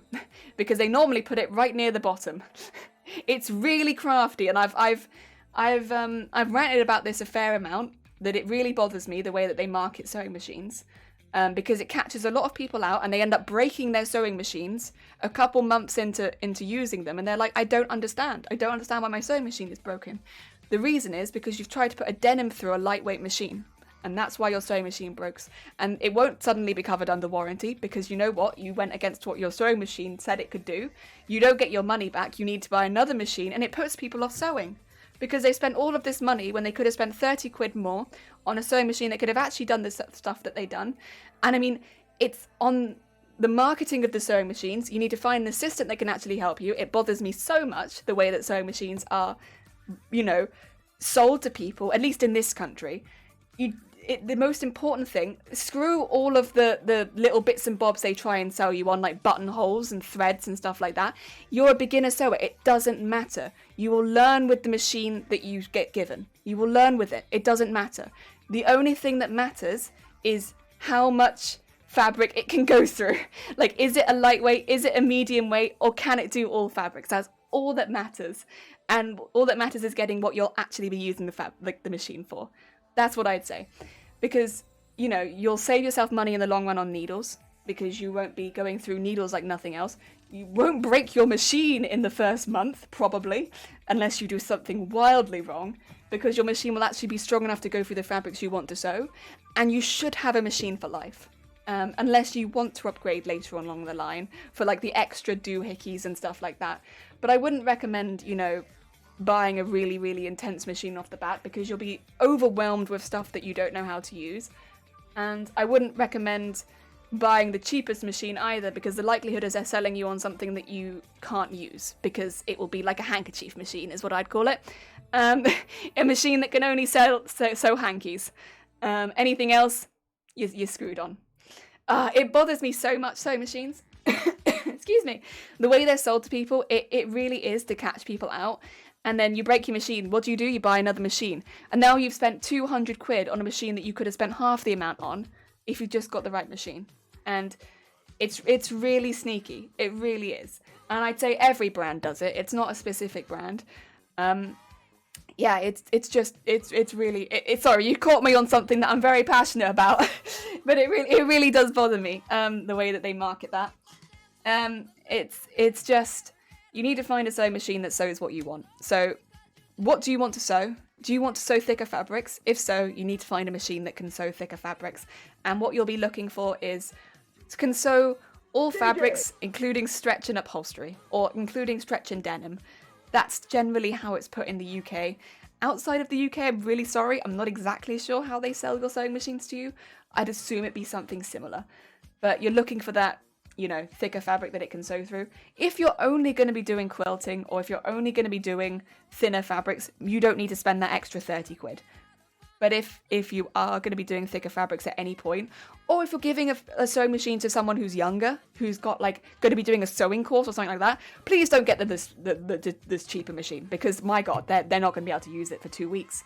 The amount of people that send their kids off to university with like a 80 quid machine that can't go through any materials other than handkerchiefs, and then they can't use it once they get to university. Because it's not a strong enough machine to go through denim fabric, and they're on a fashion course, and they can't sew through fashion fabrics, and again, it's not the parents' fault because they've been advised to this machine, but it's a machine that can't go through anything that their kid is going to be sewing, and so they wasted 80 quid when their kid now has to spend a further like 100 quid on another machine immediately. It bothers me so much. You know, it'd be one thing if I'd heard it happen like one time. I want to say maybe like we're close to 50 times. I had to go through this conversation with people like face to face because I've talked to so many people about sewing machines at this point, and they've had this problem where they've bought a sewing machine already. It is a lot of damage. It is hundreds of pounds wasted, hundreds, because they've bought the wrong sewing machine. And it's broken because they've gone through denim fabric, because they've gone through leather fabric, because they've gone through upholstery fabric, and the machine wasn't good enough to do it. And because they were advised to get the wrong machine. And, yeah, I'm very passionate about this. Sorry, I should catch up on chat. How's everyone doing? Sorry about that. Who asked? I'm sorry.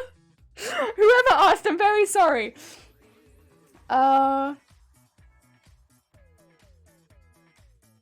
Nate, I apologize. Good white wine. The French sentence I learned when I was in French could be equivalent to a college thing. A sentence had a French accent in it. It's going, how are you, Jelly? Dragon, I'm good. I'm sorry, Dragon, you caught me on a rant. Thank you for the hydrate also. Seeing it's an English rant. I don't know, maybe? The only rant I know about being English. I just learned that. Oh, yeah! Sorry. I'm passionate about sewing machines and boobs. Oh, dear. Like, how welding machines are sold. Is it? Because it's really sneaky. And, like, for anyone who's new to it, which it catches out people who are new to sewing machines. Also, Mary, thank you for the follow. Welcome on in. It catches out people who are new to sewing predominantly. And it's such a killer to people that are new to the hobby. Because, like, you spend that money, your sewing machine breaks, like, a month in. Like, are you really going to want to keep sewing? Because you probably struggled through that first month as well if you're trying to sew fabrics that aren't suitable for your machine. it's such a killer to the hobby immediately.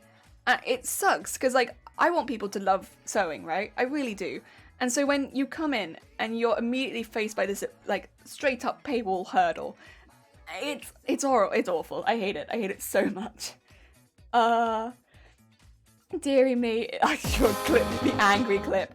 Oh, Dragon! Thank you so much for gifting a sub to Mary. That's very kind of you. Heck. Jeez, thank you so much. Also, welcome in again, Mary. Welcome on in again. Oh, and Bateman. £80 sewing machines be evil. They are the work of the market devil. There. Denim. Denim. Bateman, thank you for the 100 bits. You can get a good sewing machine for £80, especially if it's like second hand or stuff like that. There are good £80 sewing machines. It's not to say that the £80 one you found is no good. It's just to be very wary about the way that they're selling them and what what the specifications of the machine are, is what I'd say. In Denmark where I live and from, we have Faf Singer, Husqvarna. I learned sewing in 5th grade on a Faf machine. My mother had a Singer machine. I have overtaken my grandma's Husqvarna. The older machines tend to be a lot more powerful, to be fair. Tentacles. God damn it. Slave played with swans. My hands are covered in peanut butter honey while eating. Oh, that sounds pretty good. Also, no angry clips, I swear. The passion is strong. There is a strong passion. Should be in a store selling this stuff. But I sell boobs. It's okay. To me, there is a lack of fabrics and working space, first of all. Yeah, fabrics is also difficult. It's difficult to buy fabrics. But, yeah. This one, it says to do denim in customer comments. That's good. If it says it can do denim, that's a really good sign. Oh dear. Okay, off to bed. Night everyone. Good night, Dragon, and thank you so much again. That was very kind of you. Heck, take care. Second bit is a lack of design kind of thing. Oh, okay. Heckin' win! Oh, Night Dragon, yeah. I'd say if it says it can do denim, that's a really good sign. Because that wouldn't be classed as like a lightweight fabric. So if it says it can do denim, good. Heckin' good. If it didn't say it could do denim, I would be a little bit skeptical, truth be told. I like sitting with things, have it in my hands, working with it. Same. Yeah, same. I like to feel the fabric before I buy it. I like to see the colour before I buy it. Also because colours can change online and stuff like that. See you in a few hours, my dude. Heck yeah! Vile will be streaming soon. We get to hear the fart sounds again. Farts all day. 12. The glorious sound of 12. Ooh, fart. Oh dear.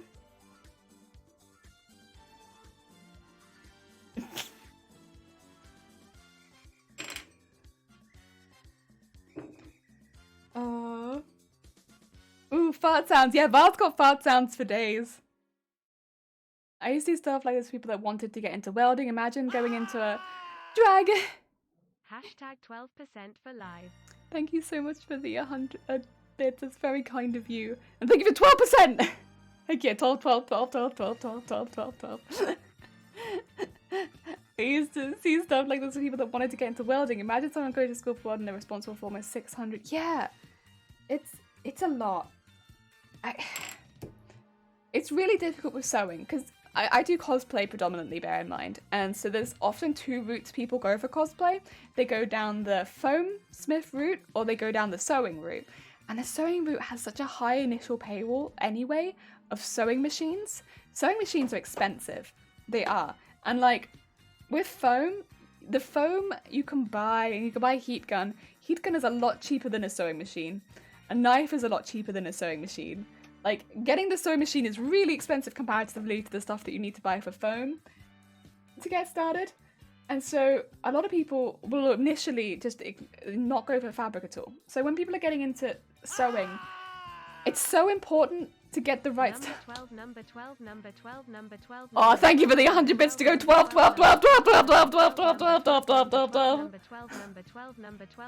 Have we got any of the 12 emotes in chat?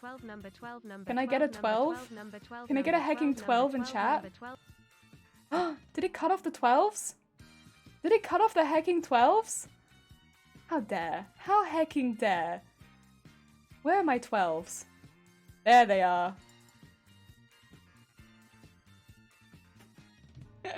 Get some 12s in chat. Shifty strikes. Thank you so much. Thank you so much for the 100 bits and the hecking 12, 12, 12, 12, 12, 12, 12. Get some 12s in chat. Yeah. Oh, what was I going to say? Yeah, there's such a high paywall for the sewing cosplay and stuff like that initially, unless you have a sewing machine already, that it definitely puts off a lot of people. So when people come in asking about sewing machines, and I know that they already might be doing cosplay, I really want to try and advise them a little bit about fabrics, because the last thing I want you to do is buy a sewing machine that you can't use for cosplay. Like, you want to sew through foam, you need to have a denim at least, like denim upholstery, ideally, sewing machine, because you're going through such a thick fabric. What I don't want you to do... Vile! You have to say it like this. #12%. Hashtag 12%. Hashtag 12%. Hashtag 12%. Hashtag 12%. And so on. Thank you so much for the 100 bits for hashtag 12%. Hashtag 12%. I have a few when in Denmark we use Meester fabric, but I get immediately reminded of some trumpet trousers I wore in my teenage years. Oh, I'm sorry, 12 was it? Yeah, we need more 12s. Thank you so much, Val. It's very kind of you. It's not letting me scroll immediately down to you, which is making this a little difficult because I'm on a Streamlabs. And Streamlabs makes it difficult to find 12. There we go. From 12. Oh dear. 12! Oh dear. But yeah. Oh. I want to make sure people get the right machine, so that you're not picking up a machine that you can't use or that breaks, because that's the other thing. Sewing machine pairs are not the cheapest. Sure, if it's in your warranty and you manage to get that, the first couple years will be okay, but after that, sewing machine repairs can cost money, and if you're continuously having to repair your sewing machine, your motivation will probably end up going down. It's gonna hurt your wallet, it's not great.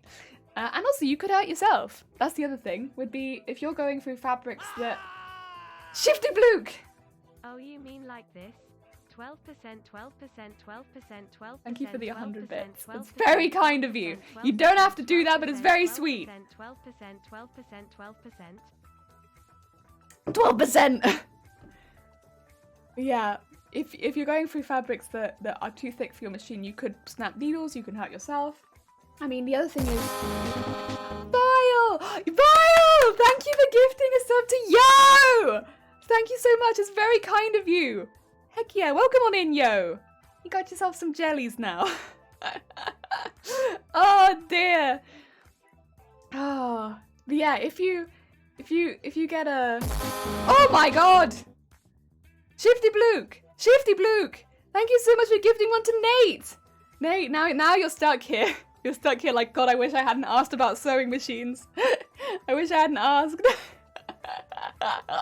Thank you so much, Shifty. It's very kind of you. I can't think of a hobby that's cheap. Sewing expensive, art and drawing expensive, horse riding expensive, fishing expensive, music expensive. Music, yeah. But cooking is expensive. Well, at least with cooking you can eat though. You get to eat the stuff. Ah. Did you think so? It's fishing probably. Fishing probably is. You have to buy all the bait and stuff. Bayman! 12%. That is all. May there be 12%. Denim. Wait. Did not get a second 12? 12% denim. 12% denim. That's not very much denim. But thank you for the 12%. Thank you for the hype! Everything is... Oh, we're not a cult, but thank you. I'm engulfed by tentacles. You are engulfed by tentacles. Oh god, yeah. Who's been engulfed by tentacles now? We've got... Yo... Welcoming you to the Jelly Crew and the 12%, 12%. Yeah, Nate's been engulfed by tentacles. Yo's been engulfed by tentacles. Mary has been engulfed by tentacles. Thank you all for becoming engulfed by tentacles. I do have a meat grinder, but I don't know if I want to use it. If you want to go through the meat grinder, I can do that, but I'm not sure if you'll want to. Oh dear. Oh, I made a meat grinder. Tentacles and denim. Tentacles Let's and grind denim. That meat. Denim. Oh, let's grind that meat, Denim. Do you want to go through? I'll see if it goes. It might be a bit late now, unfortunately. Let's see. Does it go through? Or is it too late? Oh no, there you all are! Oh my god! Hey, Oh. 12% want to hear a joke. 12%. No, I don't want to hear a How do 12 you joke. make an octopus laugh 12%? Oh, you 10%, fell out. 12%. You fell out. You got grinded. Shift to Blue, you got grinded. This is the 4 bits of flesh. Yeah, there they are. Thank you for the flesh contribution. I did make a meat grinder. I just don't know if I want to use the meat grinder.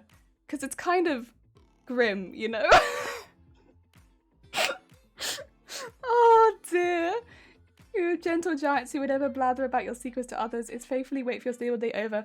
I lost 2 teeth nearly. Well, I don't know if I lost it from the horse falling off. I lost them pretty soon after falling off a horse.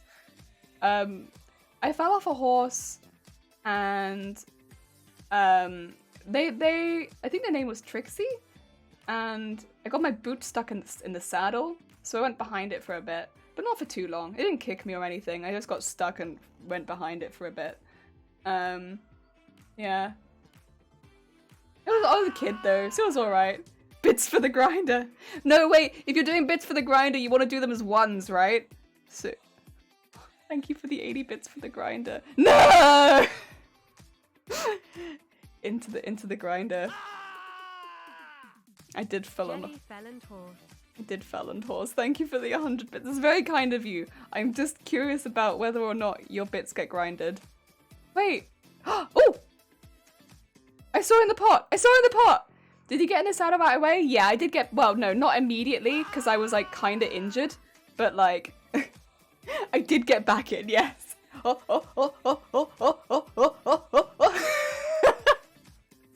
Yeah, that's how you want to do it. Thank you, yeah.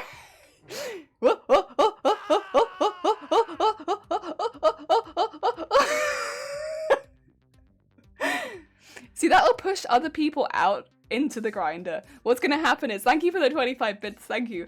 But there are people in that grinder that are gonna get pushed out into the meat grinder. You're gonna push people out. There are small screaming jellies in there that are gonna get pushed out into the grinder if you do. Because anyone who follows goes into that grinder, and anyone who subscribes goes into that grinder. So that's how you push out the people that follow and subscribe. Grind I me. want to try something. Primark, Adidas, Nike, Heck, Donatello. Yes! It's Primark, it's Adidas. Yes! Oh my god. What have you done? What have you done? What have you done? Wait. Thank you for the 100 bits, Shifty Blue. Thank you for the 12 bits, Bateman. And thank you for the 25 bits, Yo. Also, Kakashi, thank you for following. Oh dear. There are so many tiny ones. We gotta push the people in the bottom out. Oh dear. Wait, where's Kakashi? Is Kakashi gonna die? Kakashi, how's it going? We need to see, because there's a lot of bits in the basket right now, so you might... I can't see you. Where are you? Wait, where's Kakashi? He should be screaming down there. I couldn't see you. Where's Kakashi? You should be in there. Oh wait, where did you go? Oh, sorry, it's because I opened the jar. That's my bad, I emptied the... Well, I emptied it. Whoa, Shifty. Would you want me to redo your one? I'll redo your one. There you go. I'll redo it because that was a lot. Thank you so much for the 64 bits. I'm not a robot. I was corrected once I used the term grinded. I played a video game where we... Oh, God.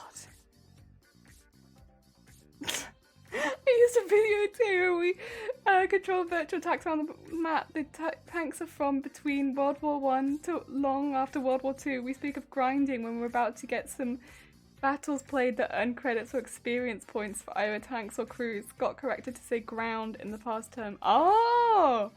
Did I say something wrong? Shoot, there you go. Well, now you've filled the basket. I want to see if...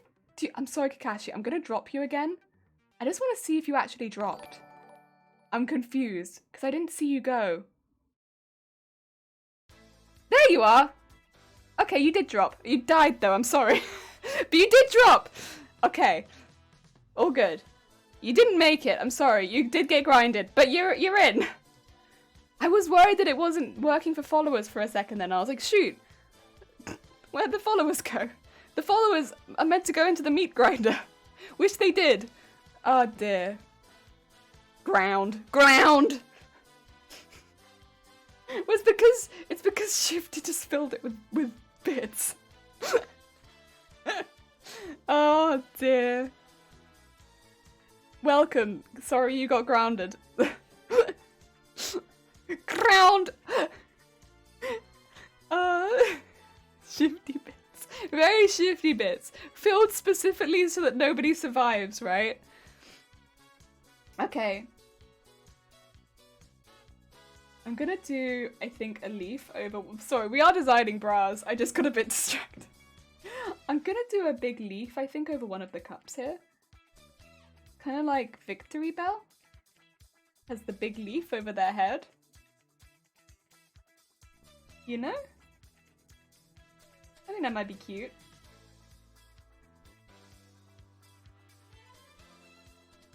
We just have the one. Oh dear.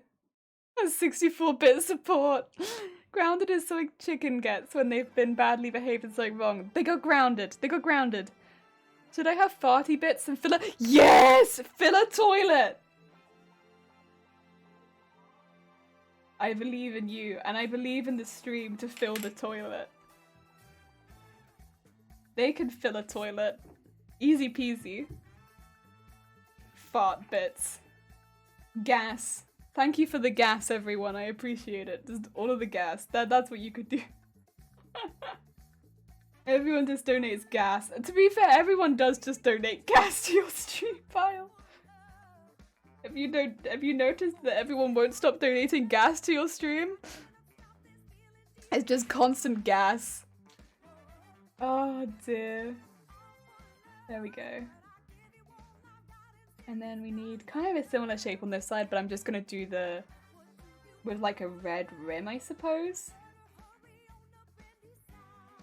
And just have like the shape. It's gonna be another custom fabric, isn't it? But that's okay. And then they can have little vines. Little vines.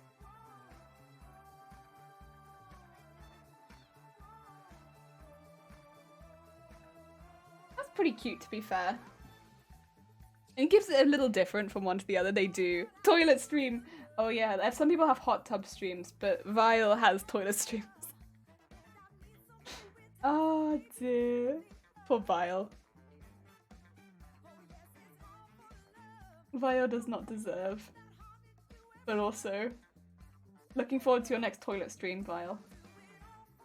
They're my favourite. I'm also looking forward to Twitch adding the category of toilets. Because we have hot tubs and beaches. Why not hot tubs, beaches, and toilets? You know, that's my favourite category, Twitch. Can we get some category representation, please?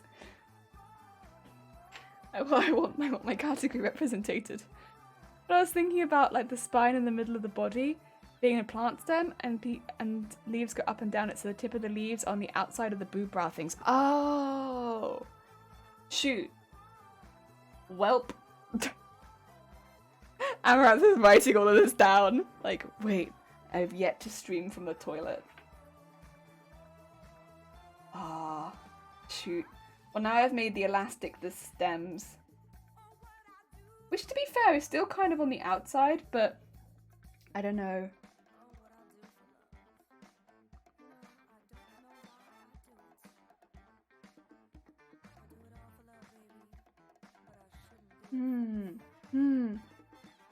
That's true. That's true. Although, I don't know if anyone here remembers what the next ones are. Also, I'm gonna do high-waisted pants on this one. I want a high-waisted pant. We haven't had too many high-waisted pants in the Pokemon collection, so Let's have a high-waisted pant. Yeah. Yeah. Cool. Leaf over 1 cup. The rest of it's just, I think, just going to be the pattern with a lot of vines around it. Yeah. Because it's quite a dramatic design otherwise. Grabs popcorn. Heck yeah. My stream in a nutshell. Who says you can't do the next one? It was in relation to the Bulbasaur. Besides, it's your stream. Oh, bless you. Thank you, Mary. It's all right. I like hearing the design choices. I think sometimes I'm just a little behind, if that makes sense, on the chat, because sometimes the designs are really good, and then I'm like, shoot, that would have been good if I hadn't already drawn all this. Shoot, welp. Oh wait, I'm gonna outline them later, aren't I? Because I'm behind. I'm behind, so I'm gonna outline them later. What's the next one? The next one is... Oh, do you want to do Trubbish next? Where's Trubbish? There's Trubbish. Trubbish. I am using bin bags on this bra, though. It's gotta have bin bags on it. No compromise on that. Because I used bin bags on the Garbodor dress. So I'm using bin bags on this one too. It just feels right, you know? Because they're like sisters.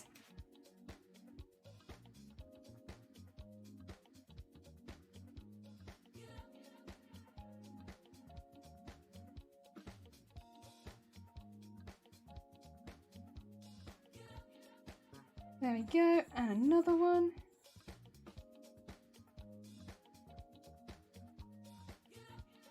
Get up.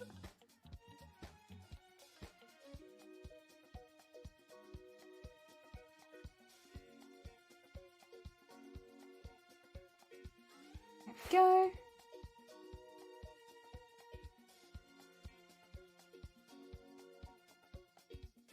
And then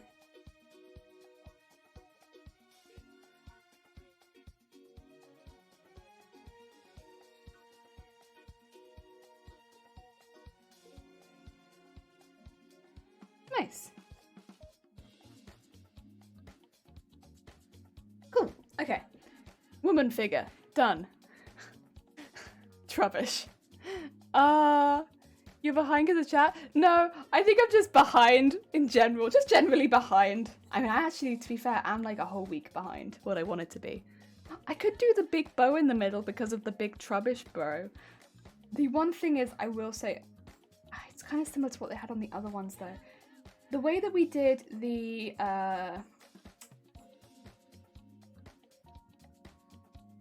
the way that we did the Garbodor was, it was like a long line. So I might do like a long line on this one too, because it was like a corset. I might do a long line.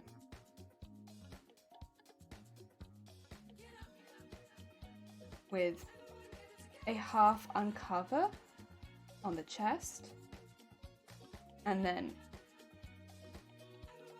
have this bit in the middle be where the bin bag is. Because that's very similar to what we had on Garbodor. So it's like a sister.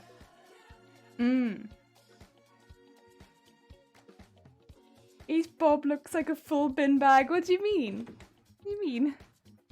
Cute. It's cute. It's cute. Thank you for the lurk, Bateman. Also, I should shout out Bateman. Bateman's been playing a lot of Kingdom. They do a lot of RPG style games and like Skyrim, stuff like that. If you want to check out Bateman, heckin', I can't spell it actually at all. They are very, very fun and entertaining heckin' streamers. Definitely check them out if you have not already. Oh dear, chat is not to tell you what to draw. I do some art streams every now and again. Sometimes viewers on friend stream said, why did you draw the eyes all the time? Your art is ugly, blah, blah, blah. To that I say, I do draw eyes all the time. Your art is ugly, blah, blah. To that I say, oh, I just read the same line again. To that I say, I stream the art, it means something to me. I get something out of it. It's something I like to do. If you don't like the content, you're free to find other channels. I had to stand firm. It felt like the response came from within and find the strength. Sorry, I'm not very good at reading. But yeah, it's kind of the same with cosplay, to be fair, in that there will always be things people want you to cosplay because they like the characters. So it's like there'll always be things people will prefer that you cosplay because they want to see the character represented. And I fully understand it, but when you put that much effort into something that's being made, it has to be something that you're interested in. Because if you're not interested in it, you're not going to enjoy the making process. And if you're not enjoying it, you're probably not going to do it. Right? Yeah, it's got to be fun. It's got to be fun. You punched a horse, heck yeah. Multiple times. You had a dog that was climbing the inside of a wall.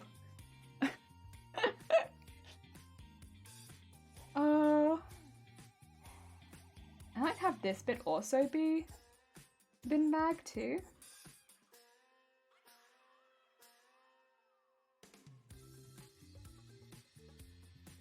There we go. And then of course the elastic around the bottom. Yeah, nice.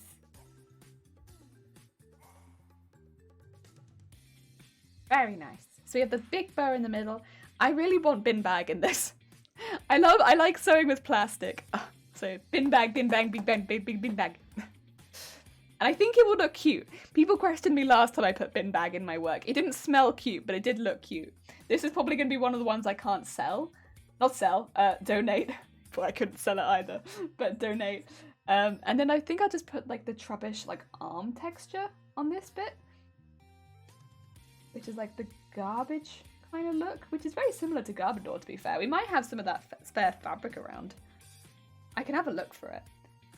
And then little straps up there. Heck yeah. Aww. So cute. This is going to be a cute one. It's going to be cute.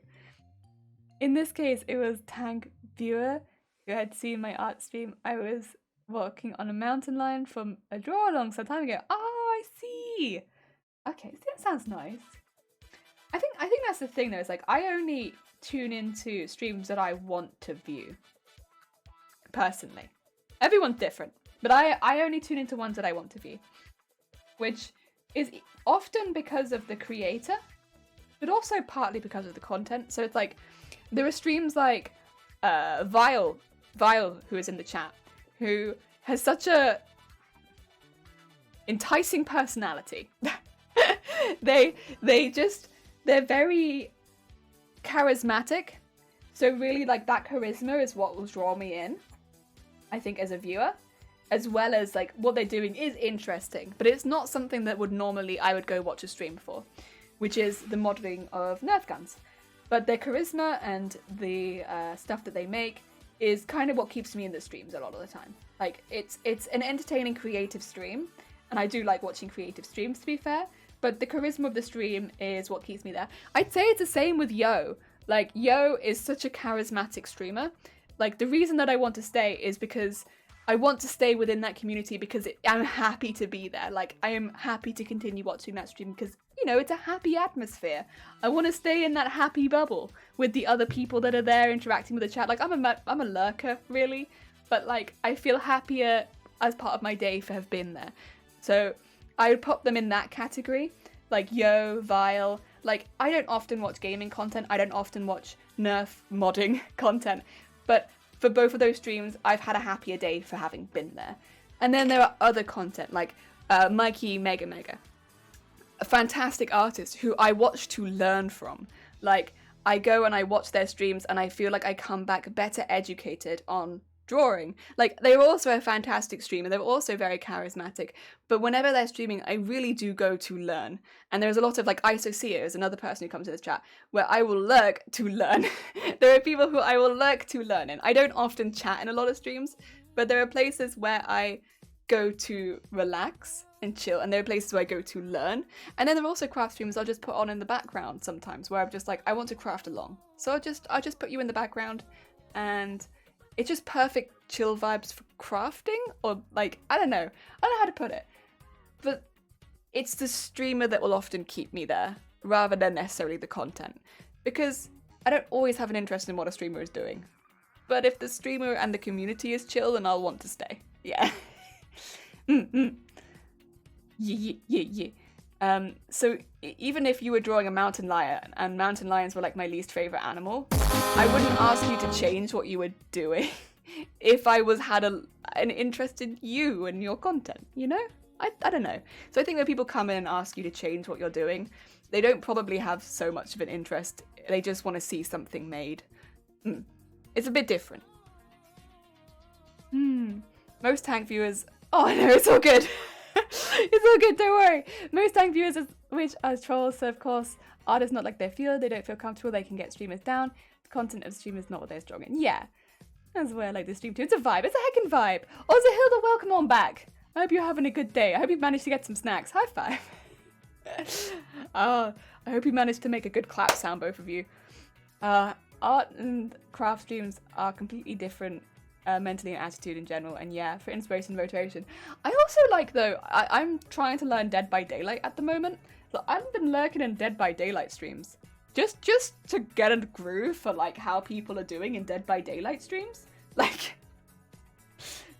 I just been lurking in those. Like a lot of people have probably got random followers from some craft streamer and they're like, what is this person doing? I just want to learn.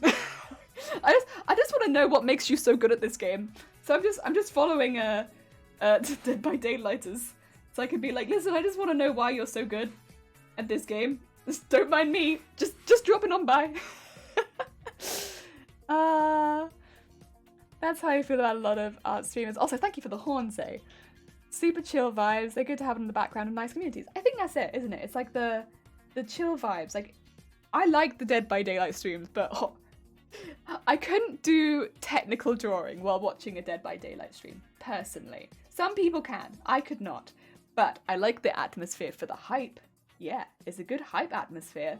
I like playing Dead by Daylight while watching other Dead by Daylight streamers. That's good. But I probably wouldn't do bra drawings while watching Dead by Daylight streamers. I'd probably watch other craft streamers. Because it gets me in that same kind of headspace.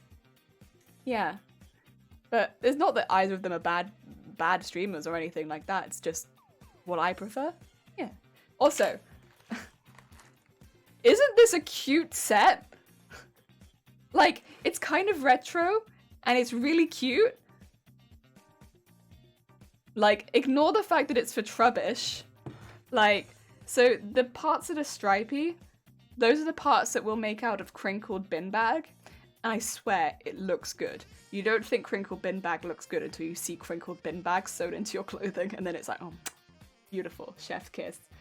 So we'll do that on the cup, we'll do that underneath the cup on the long line, and then we'll do it down the front panel of the pants. And it just looks like a really cute little vintage set, right? Vintage Trubbish. Oh, it's cute. I was just drawing it in the background. It's like, oh, a little Trubbish set with a little bow in the middle. Cute. Oh, so sweet. What happened? Get sets of quality colored pencils. Oh, wait, you've got some nice one. Inktense Colorsoft. Colorsoft are my favorite. I love Colorsoft. And the electric battery eraser and electric sharpener. I saw people with the electric eraser and they kind of scare me. I just get like stupid shape ones, but I like them. So cute, so cute. It's like a little vintage Trubbish. We have one more to design, by the way.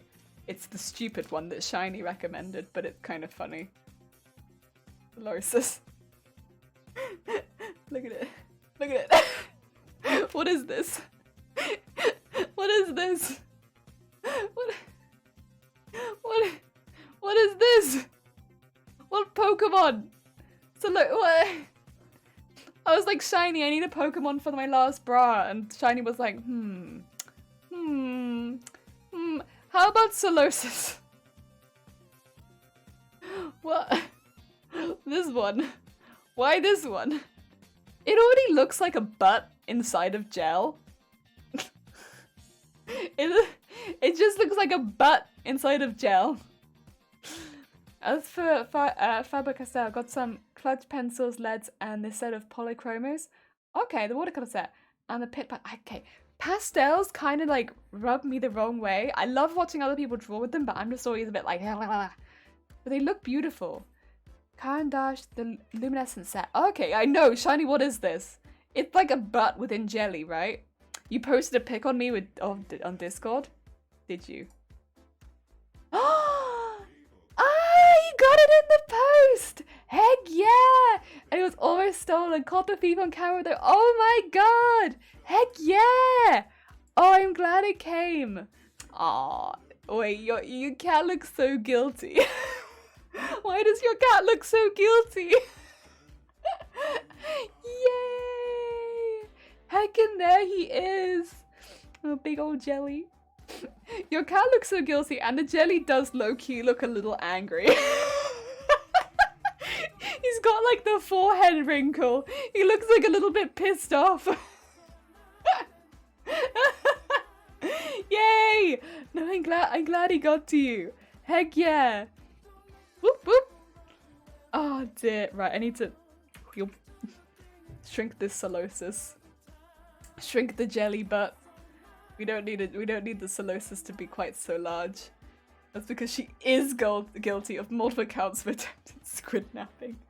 Oh dear. Oh, it's such a little guilty face. I love cats. Cats and dogs. They both pull these faces where they're just like, oh no. I have been caught. How could this have happened? I was being so stealthy. How could you catch me, huh? I was ultimate stealth. Me. Oh. Right, get that over there. Get a nice arm. Another arm. Get some nice ribs on you. And then let's get your stomach wall. Oh, what a nice stomach wall you've got there. And then bring your stomach down and join it with your bottom stomach, and bring your stomach down, join it with your bottom stomach, and then give yourself some arms, and then give yourself a bit more bulking around the shoulder, give you another arm, bulk it up around the shoulder a bit, give yourself a nice thick neck, and a little circle, your arms little circles too, and then just bulk up the neck a little bit. And then go bring that down and bulk up the leg and bulk up the other leg. And then basic woman shape complete. We just need boob. Ultimate stealth. Sure, if jumping at the squishy the moment I set it down counts, that is ultimate stealth right there. Do a little triangle between the chest and draw. I wonder how big we can make the boobs. How big can we go without it looking...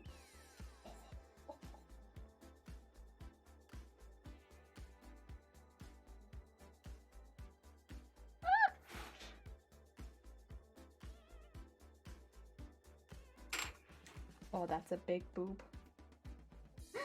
That's a big old boob.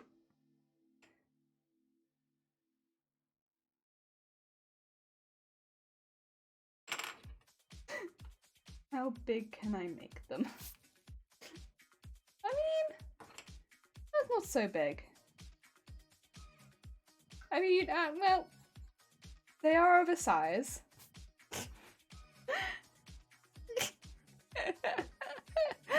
Dude, back from my garbage run. Don't worry, wash my hands. We're coming back here. Oh my god! Welcome back, Andrew. How goes it? We are on the last one right now. The last one. I'm just outlining the figure. I made her quite curvy. He's the last one. So she's got a figure.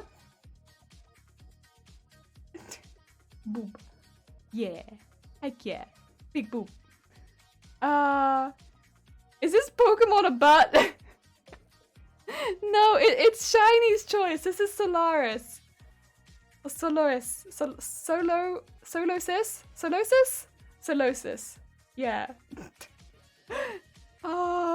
It's like a cell. It's a cell. I think. It's based on what? A cell? Not a Pokemon bat. It's based on a cell. It's stupid. Gotta grab them all. Not gotta grab them all. Wow. That being said, I do think the diamond shape of the mouth needs to sit between the boobs. I will take no arguments on that. The diamond shape needs to sit between the boobs. Aye. Gotta go right there. Gotta grab them all. Terrible, terrible.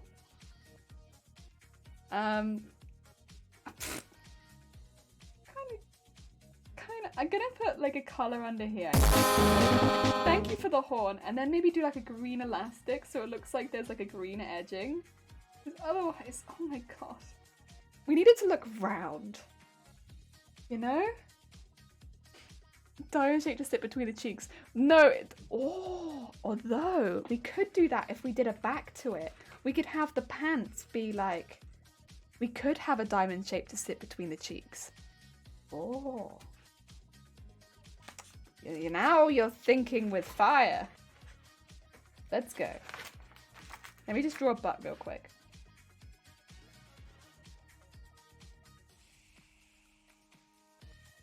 Oh. I'm more into where I can get to express myself and show certain things. Like, you're trying to learn something, you ask for advice, and you do it right to get it, and the advice you get having conversational points.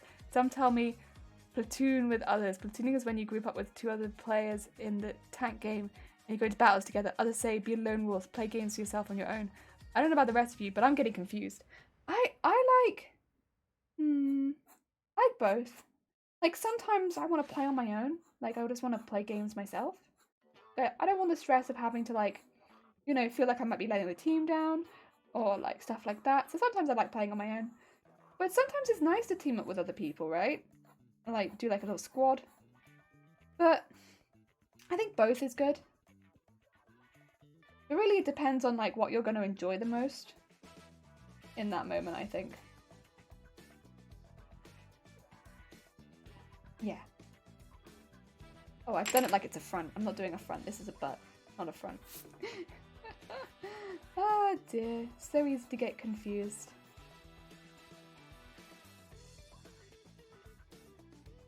And then just...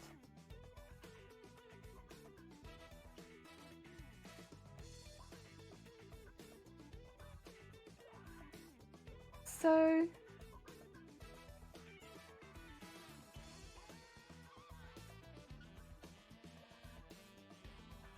And then just... Pew.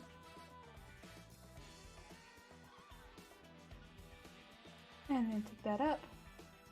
Take that up. And then... There we go. Okay, we got a butt. And then... Oh, what kind of butt do we want? What kind of butt do we want? Proper brain though. Proper brains. Proper brains! I'm not getting demanded to listen to them. So that's the art piece I'm working on as well. If it's your art piece, it's got to be for you, right? So it's nice to get ideas from others, but like, I don't know. I still think it's got to be your art piece. If you don't want to do that, then you don't have to. I've made this butt very thick again, but that's okay. Don't worry about the ass. It's a good size. We like this butt. Lady Coffee, how goes it? I hope you're having a good day. I'm sitting here sweating like there's no tomorrow. I think to myself, how is it so hot? I need to realize the heater was on in the middle of a thing. No, and no. You can't do that. That's illegal. No. Celsius. Yeah, that's as I assumed. Oh dear. You're good. Heck yeah. I'm good too. We're just designing some lingerie right now. This is the last one. This one's based on Solaris, which is a silly one, but it was a suggestion. Where is it? It's there. There it is. Somewhere there. There. Art is expensive, dudes. All the pad sketchbooks, different paper, qualities, markers, pencils, and other tools and materials. Yeah, they are expensive, but they're nice. And it's so easy to collect them because they're nice. But, expensive. But nice. You know? You just want to collect them. expensive.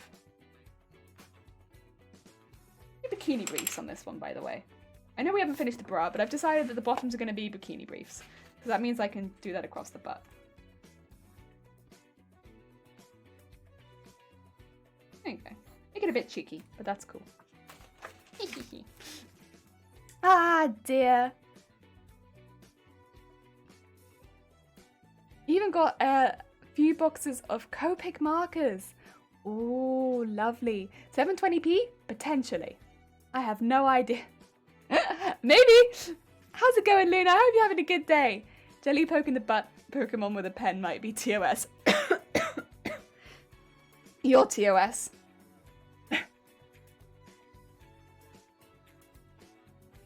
I love how we went from bra to lingerie. We're getting fancy with every design. Heck yeah! You could add your name to it, turn it into Libel. Libel.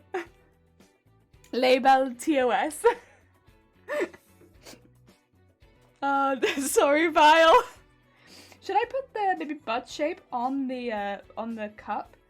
I could do like a little like boing boing on the cup, and then it'd be like, it almost looked like a heart.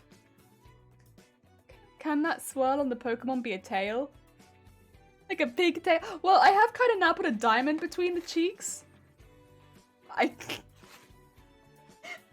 put a diamond between the cheeks. I don't know if I want to give them a pigtail, to be fair.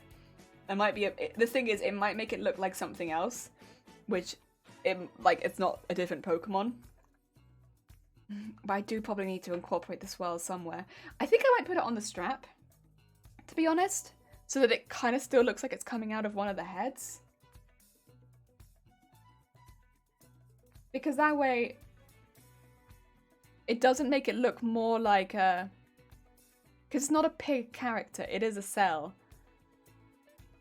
But you're right, I do need the swirl. Because the swirl is a big design detail. I think I'm going to put it on one of the straps. So that it's up by the head. So I can put it up here and be like... It looks like a little poo, but...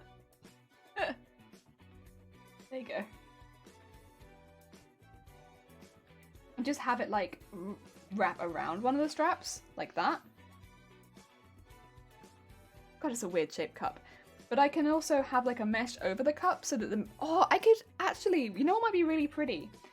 Kind of similar to the, what we did with the Garbodor. Not Garbodor. Trubbish. I can have the fabric... I could have a mesh pulled over the top of the cup so that it looks like it's like pulled over the cup, so it's a little bit more 3D, so that it's almost like, not a gel, but like there's like a film over the top of the cup. I could do that. That'd be pretty cute. Yeah, layer that fabric. Heck yeah. Put it on a choker. I don't know if this one needs a choker. It's very circular. Very circular. Is this the one Pokemon you have, or have you done a few? This is our last one. So far, if you'd like an update, we had to stop outlining them because we're 4 hours in now. We have done these, not coloured, so it makes it a bit more difficult to see, but these are Haunter, Squirtle, and then we stopped outlining them. But this will be Charmander, Bulbasaur, this is Victory Bell, but kind of more Bellsprouty, Trubbish, and last one, Solosis. So we've done 7, because we're doing 7 from each theme. Yeah. Horse riding, you need a place for the horse, you need the gear, like the saddle, bridle, and your own riding outfits, boots, helmets, blankets for the horse, transport gear, training, riding. Well, the training is one of the more expensive bits as well, because even if you don't, you can not have the rest of it, and you can just book training, so you can learn to ride a horse without a horse, because you can just go to a stables. But training is expensive, even if that's the only thing you do. Oh dear. 4 hours in and we don't have a snack with you. I'm sorry! I'm sorry! I don't have any snacks to hand. Not training, trailer. Oh, for transporting the horses. That's true, actually, yeah. You would need a trailer if you were transporting them. Because I did horse riding when I was younger, but like it wasn't my horse, it was just the local stables. We did it as part of the school, I think, at one point as well. But like, I grew up in a forest, so everyone did horse riding. There were horses everywhere, so you just did horse riding. And then you could also do it yourself if you wanted to. But, you know, that was just more for like, get on a horse, get used to horses, don't be afraid of horses, go on horses.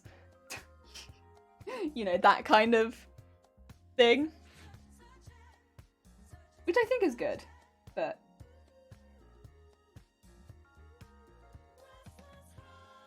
I think I might keep the pants relatively simple, because the bra on this one's a nightmare.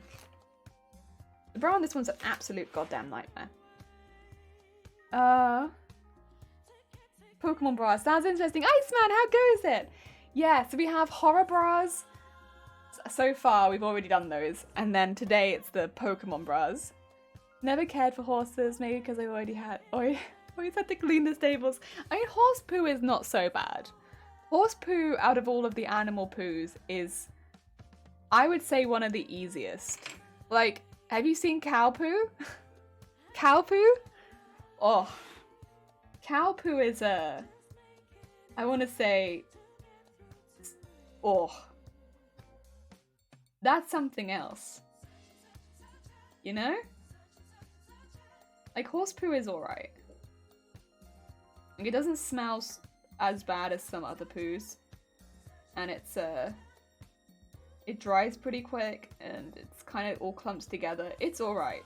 Horse poo is fine. Cow poo, on the other hand, is just like a splat. It just sits there, and it's splatted, and it's like, cool. That's a cow poo. I was also Farrier for a bit. The least offensive poo. It's the least offensive poo. Are you designing after a particular Pokemon? Yes, this one is Solaris, but we have also done Charmander, Squirtle, Haunter, Bulbasaur, Bellsprout, and Trubbish. They've done quite a few. This was the last one. But I'm just gonna outline it really quickly. Ooh. Lady Coffee, thank you for the follow. And also, for anyone who is just entering the stream, we will be making all of these in October. I know this seems like a little while away, but I need to get all the fabric either printed or made or resourced to make all of these. And October is Breast Cancer Awareness Month, so we're making all of these for breast cancer awareness. Heck yeah. So a lot of these will be donated, or if they're a bit more out there, like some of the horror bras are, then unfortunately we probably won't be able to donate them, but we'll still be making them for the Breast Cancer Awareness Month. And I think it'll still be fun. Heck yeah. I've seen cow poo. That's why you can't call it cow pie. Yeah, it's all absolutely killed my back. I'm not surprised. I think I actually fell in love with horses by two main stories about them in the smaller school grades. I had a story, Black Beauty, read out by a Danish actress who had such a soft voice. The background I had later, there were a few pieces of classical tune from Windhelm Tell Overture. Aww. How do you know what material to use? So bras use a lot of meshes generally. So you want to use, you can also use like latexes and things like that, but mesh is one of the best ones. You can use obviously like your cups and your wires, but mesh, lace, embroidered lace, you can get stretch lace as well. A lot of those are done in smaller amounts, so like they're much thinner. Obviously they can still be done by the meter, but like they're much thinner, so they're like only that wide, and that's like embroidered lace and stuff like that, which is what you'll often see in more lacy bras. It's just so that you can get the pattern on the majority of the cup, because if it was huge, you wouldn't get that nice edge pattern, which is what you kind of want over the cup. And yeah, that's kind of what we'll be looking for. So you'll be looking at embroidered lace, or stretch lace, mesh, and stretch mesh. And yeah, that's generally the most common used materials for bra making. Story wrote by Anna Steele back in the 1800s. Also thickness material. How can you tell the thickness quality online? It's really difficult. The best ways to find out is literally go to, if you've never bought from a shop before, there are a lot of YouTube videos who actually purchase the items and review them and make bras out of them and stuff like that, which does help, but you can also buy like small amounts and then check them yourself. Yeah, so a lot of that I'll be doing if I've not purchased it already, but some of it I've already got because this has been something I've been planning for about 6 months. It's a whole month of streaming, so it takes like a really long time to plan. That's why I'm having to do so much in advance, is to get everything together. Like I've been collecting laces, collecting parts for quite a while, because not only is it's quite expensive obviously because it's like a lot of bras to make, but it's also like a lot of pieces to collect together. So it's not something that you would do a week or so in advance. I already have all of the patterns. I already have a lot of the pieces that I'd need. The only things that it's a bit difficult to know without the designs are the specific laces. Like I don't want to order on the meshes that I'll need in the specific colors. So I didn't want to do that before I had the exact designs, stuff like that. But yeah, it's difficult for that sort of stuff, but for a lot of the staples, I can kind of get that kind of stuff. And the cartoon about Theora, the Silver Brombe. Ah, got a few books on basic sewing things and get sewing patterns down on paper and sewing afterwards on my shelves. There's a lot of stuff you can get online as well these days. The books are great, and I do recommend quite a few, but I would say these days YouTube is fantastic for sewing tutorials. Really, really good. Like if there's a pattern you're trying, there might be a YouTube tutorial for it. Oh, and Coffee, you need to go. Take care, and thank you for popping by. I appreciate it. We're actually probably coming close to the end anyway, as far as this stuff goes. I was going to do a wind down with embroidery and sewing costumes and stuff, but honestly, I didn't expect to be going for 4 hours for the first half, but there we are. Sometimes it does. So I might just spend a bit of time outlining all of this and then finish up, because you know what? Sometimes it'd be like this. Sometimes you just accidentally spend 4 hours designing bras. And it wasn't your intention, but that's how it goes, huh? That's okay though. I did want to actually though quickly mention a couple things about next week. For anyone who is not in the Discord, I will probably also mention it on the Twitter too. Next week, we do have a reduced stream schedule again. I'm really sorry. It's not something that I want to keep doing at all. I have some personal stuff going on, which means that I do have to keep traveling and reducing my streams because of it. It's not something that I really want to talk about a whole lot on stream, so you can ask about it, but I won't tell you, to put it simply. But it does mean that I do have to keep reducing my streams, unfortunately. And next week as well, I'll be streaming Monday, but only really late. And then Tuesday we can do a whole day stream, but after that I won't be able to stream again until the week after. I'm really sorry. I'm hoping after that it should chill out for a while. We should be able to chill and have some normal stream schedules. But yeah, I know that our streams have been a bit all over the place for a little while, and apologies. I am really sorry. It is just some personal stuff that has been going on in the background that means that I have not been able to be around as much as I would like. But yeah, hopefully soon it'll work itself out, and then I'll be able to be back for more of the schedule that I would like to do. Yeah. Once again, I am sorry about next week. Oh, hopefully Tuesday should be a good one. Either whatever it is goes great and gets resolved. Thank you. No, I appreciate it. I think it'll be all right. It's just one of those times, isn't it? I am sure everyone's having not the best time, so yeah. Oh.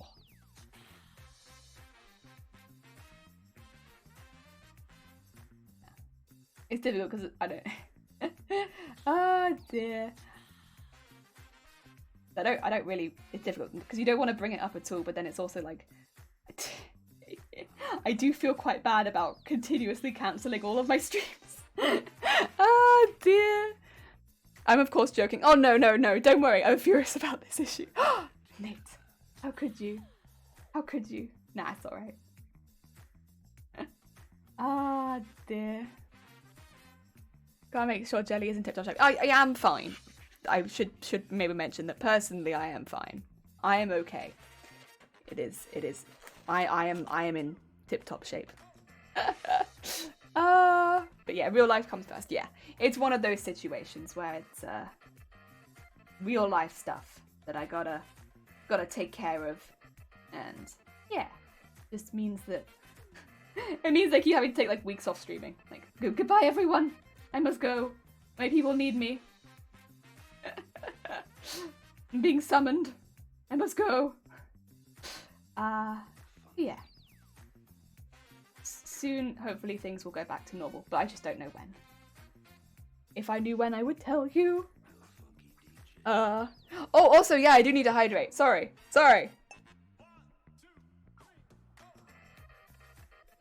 When you return, you should enter the song like, I don't think you're ready for this, Jelly.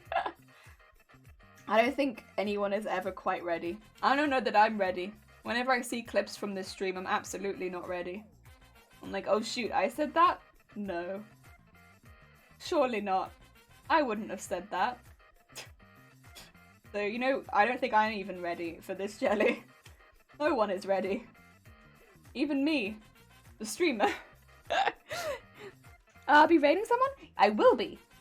I always raid somebody. We always raid someone. We normally have a few people that are live. I often raid somebody different every stream, if possible, because we like to spread love around, and yeah, there's normally a few people. Friday's a really good day for us because there's a lot of people that we like to raid that are alive. And so there's a few people I can think of that are probably live right now that I'd like to raid that would be really good raid targets that I think you'll all like the content of, you know? Yeah.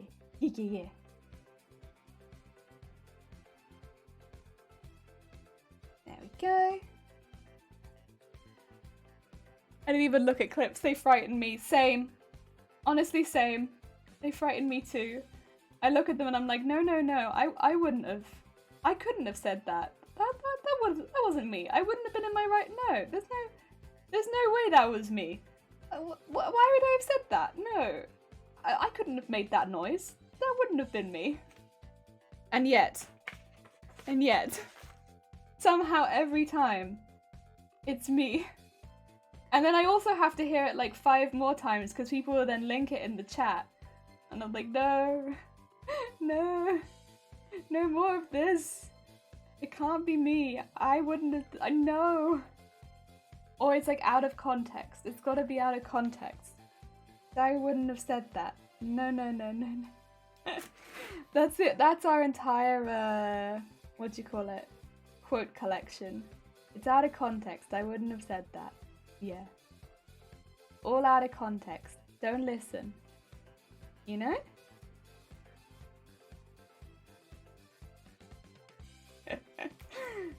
Although I'm sure a lot of streamers feel like that. Go. And just get that pattern on there. To be fair, drawing it on pen is good because it means that if I happen to lose any of this, as far as like the pencil rubbing off, I've still got all of the stuff. Heck yeah. That is a heckin' lot of bras designed. A few different ways, like lol, I couldn't have made that noise. That's mainly it. I do know one streamer could be an option. I will say I don't tend to take options from the chat anymore. It's no offense to you.